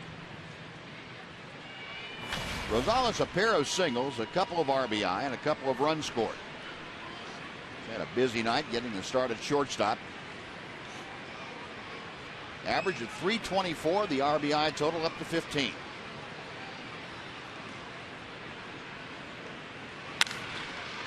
Pull it off off the glove of Petit, and that'll be a base hit. Gonzalez turning around that 95-mile-an-hour fastball, and Gregorio Petit almost had his glove taken with that ball into the outfield. That's a pretty good swing and a tough pitch. We've seen Fultonevich firing that mid-90s sinker down and into the right-hand hitters. Looked like Adam was watching too, and he was ready for it. He drilled that thing, boy. Well, Rosales with his third hit of the night. Rangers now 16 base hits this evening. Here's Tomas Talis, and he swings through a fastball. Talis 1 for 4, an RBI single and a run scored back in the 4th inning. Fultonevich back to the plate. 1-1.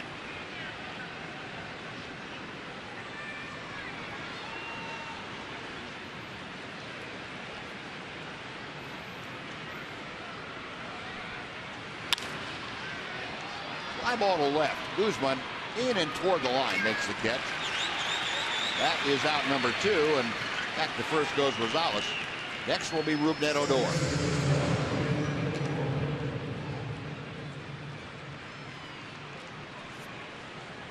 Odor 2 for 4 tonight, and his last time up, boy, he really pounded one. He had his 7th home run of the year, a 3-run blast that got out of here in a hurry. I was telling you about the other home run he hit first trip in here into the upper deck, or second deck in right field. This one was to the right of the second deck. Take you back and you take a look at it. He dropped his bat and knew that one was gone. If it was a little bit to the left, that was probably in the second deck too. Might have been. Fouls back the next pitch. No balls, 2 strikes.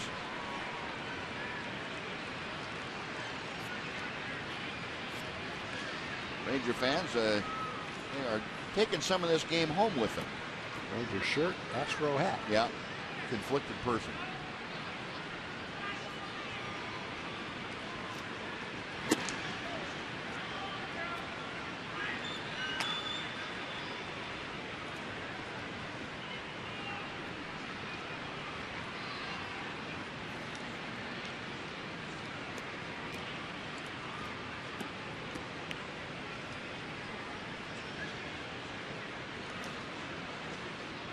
Fultonevich peering in for the sign.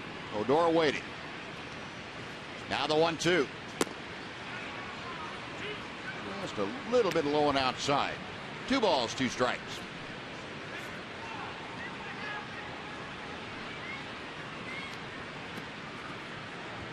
Rougned now with the average headed back up, 248 as he faces Fultonevich.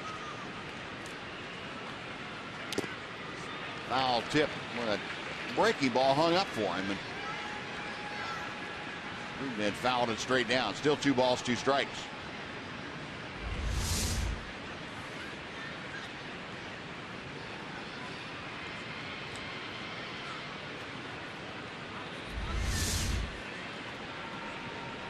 David Rackley, the home plate umpire, out there doing a little groundskeeping around home plate, giving Jason Castro a chance to collect himself. That last foul tip shook him up a little bit. Now we're set to go. Another 2-2 is coming. To first base, Singleton will underhand to Fultonevich, and that will do it for the Rangers. No runs, a hit, 1 left. We're going to the bottom of the 9th at Minute Maid Park. It's the Rangers 13 and the Astros 3.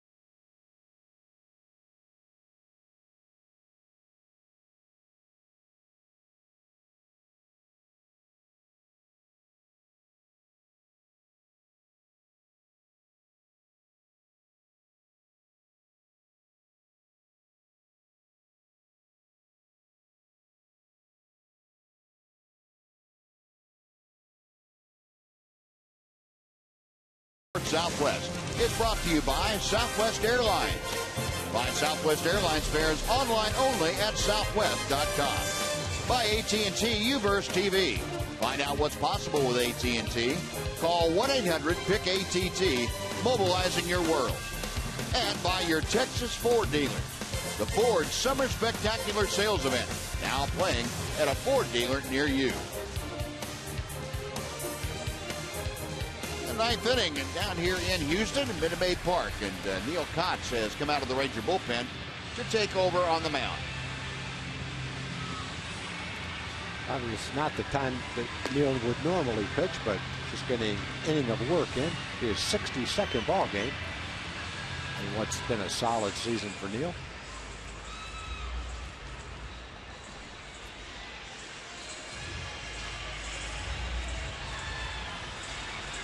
Well, Kotz here in the ninth will face the bottom third of the Astros order. John Singleton, Jake Marisnick, and Gregorio Petit. 13-3 Ranger lead. The Rangers about hit the Astros 16-10 tonight. Singleton 0 for 3 as he takes ball one.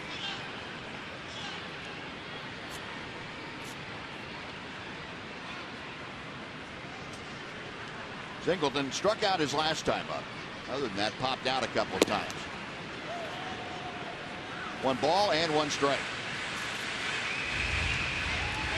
Neil Kotz, the 34-year-old out of the Chicago area.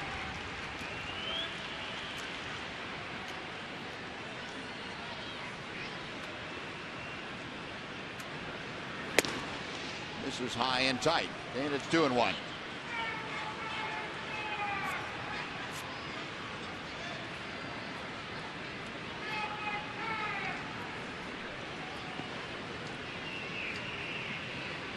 Now Neil ready. And misses low and inside. 3 balls and a strike. Neil out there, and well, you see this quite frequently. Guys that are used to being in late in the game trying to close things out come into a ball game that's out of reach and have difficulty with their command and getting the pitches where they want them to, just not the same intensity.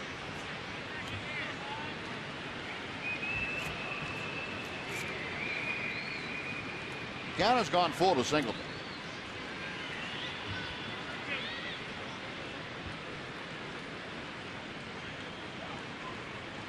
Kotz sets for the payoff pitch.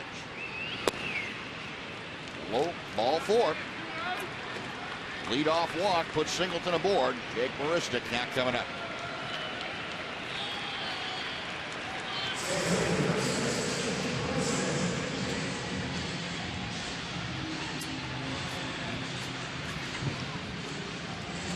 Marisnick 1 for 3 tonight. He had a single his last time up. That was facing Alex Claudio.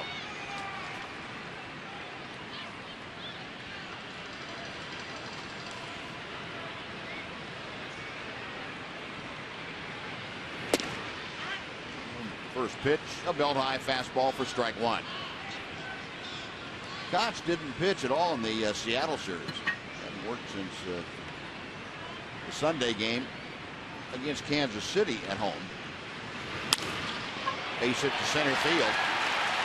Singleton will stop at second. And there are 2 aboard with nobody out here in the bottom of the ninth.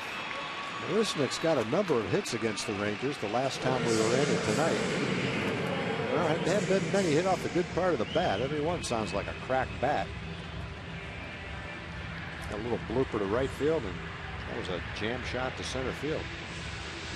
Getting his hits, though.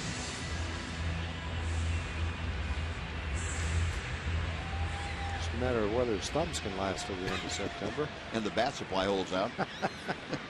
They have to borrow someone else's. Here's Gregorio Petit, who is 0 for 3. A couple of strikeouts and a ground out.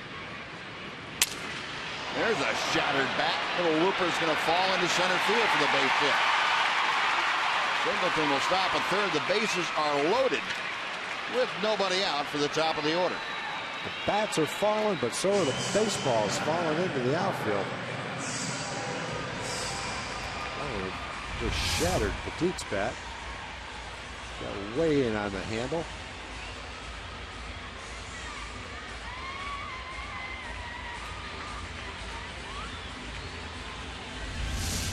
A walk and a couple of softly hit base hits. Bases full. Marwin Gonzalez up for his 5th at bat tonight. He is 2 for 4. Single and a double in his first 2 at bats. Since then, has flied out and grounded out.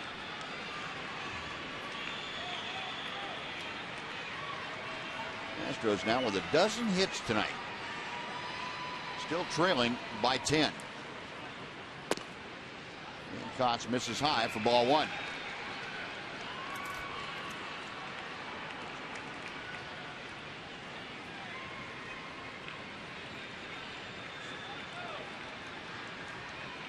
Neal ready to go. The 1-0 pitch. On the left field line, headed toward the scoreboard. It is in for a base hit. 1 run is home. 2 runs are home. Marisnik scores into second with a 2-run double. Now the ball gets away. So coming down the line is Petit, and he scores. 13-6. It's a 3rd straight hit that was hit off the handle. Again, that ball wasn't hit that well either, but in this ballpark, the left fielder favors center field a little bit. So even though it wasn't hit very hard, it just kind of looped out there. Still fell and one-hopped the wall. Not very far to get to that wall. But Neal got that ball way in on the fists of Gonzalez, and somehow he muscled it down to the warning track. Picked up a couple of RBIs, and the 3rd one scored on somebody's error, I guess. He's 7. Yep, maybe an error on the throw from Michael Choice to allow the extra run to score. And Altuve, first ball swinging, pops it up. You got hit on the fist. Yeah, he's hit 4 guys in a row off the fist. Unfortunately, 3 of them have hits. Beltre makes the play. That's out number 1.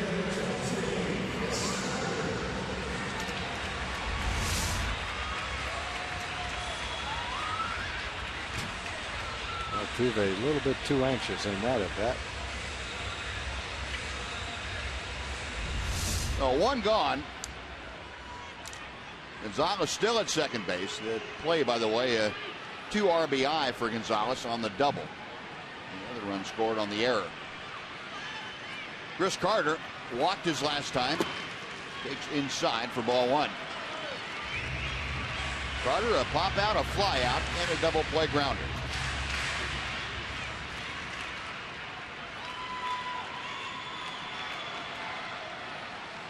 Kotz with a 1-0 pitch.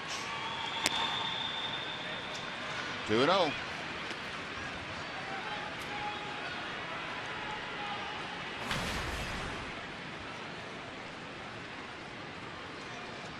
Carter a .229 average as he faces Kotz.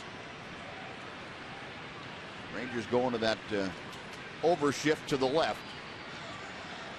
And Odor, Rosales, and Beltre all on the 3rd base side at second.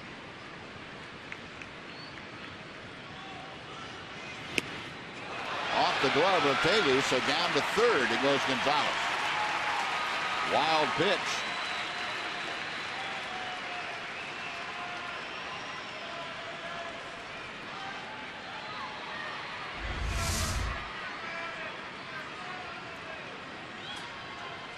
Not much Tomas Dailies can do about that. He got up there as quickly as he possibly could. Yeah. 3-0 now. Right down the middle, 3-1.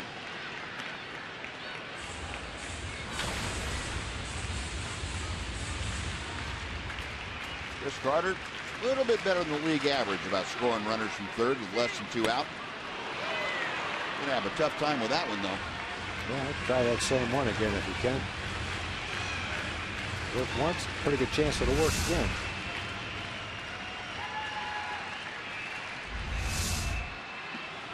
Kotz the high set, payoff pitch. In the air to center field. Daniel Robertson coming on. Tagging at 3rd is Gonzalez, and he will not try it. Good throw by Robertson into Ryan Rua, and that is out number 2. Jesus Guzman now will come up. Now, if that's a one-run game, they probably try to score them. But in this game, you need 7 more runs. That one doesn't make any difference. And you just can't take a chance on Daniel gunning that runner out at the plate for the last out of the game. He made a strong throw right to the cutoff man. One thing Daniel generally does is hit the cutoff man. Yep. Fundamentally sound player. So 2 away. Dexter Fowler, who came on as a pinch hitter in the 7th, now for his 3rd at bat. And the first pitch to him is high for ball 1. Guzman has flied out and singled to center field. That single in the 8th inning brought in his 9th RBI of the year. That is chopped foul. The count evens at a ball and a strike.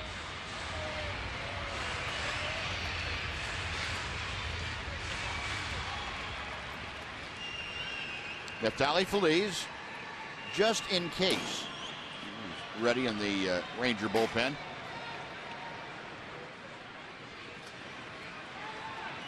Cox with a 1-1.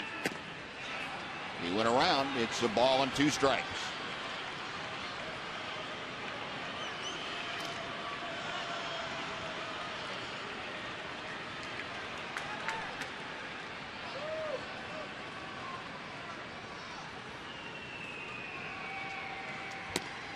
Now 2-2. Well, Neal's had to use up 22 pitches to get the first 2 outs here in the 9th inning. That's not exactly what he had in mind, I'm sure, when he went out there.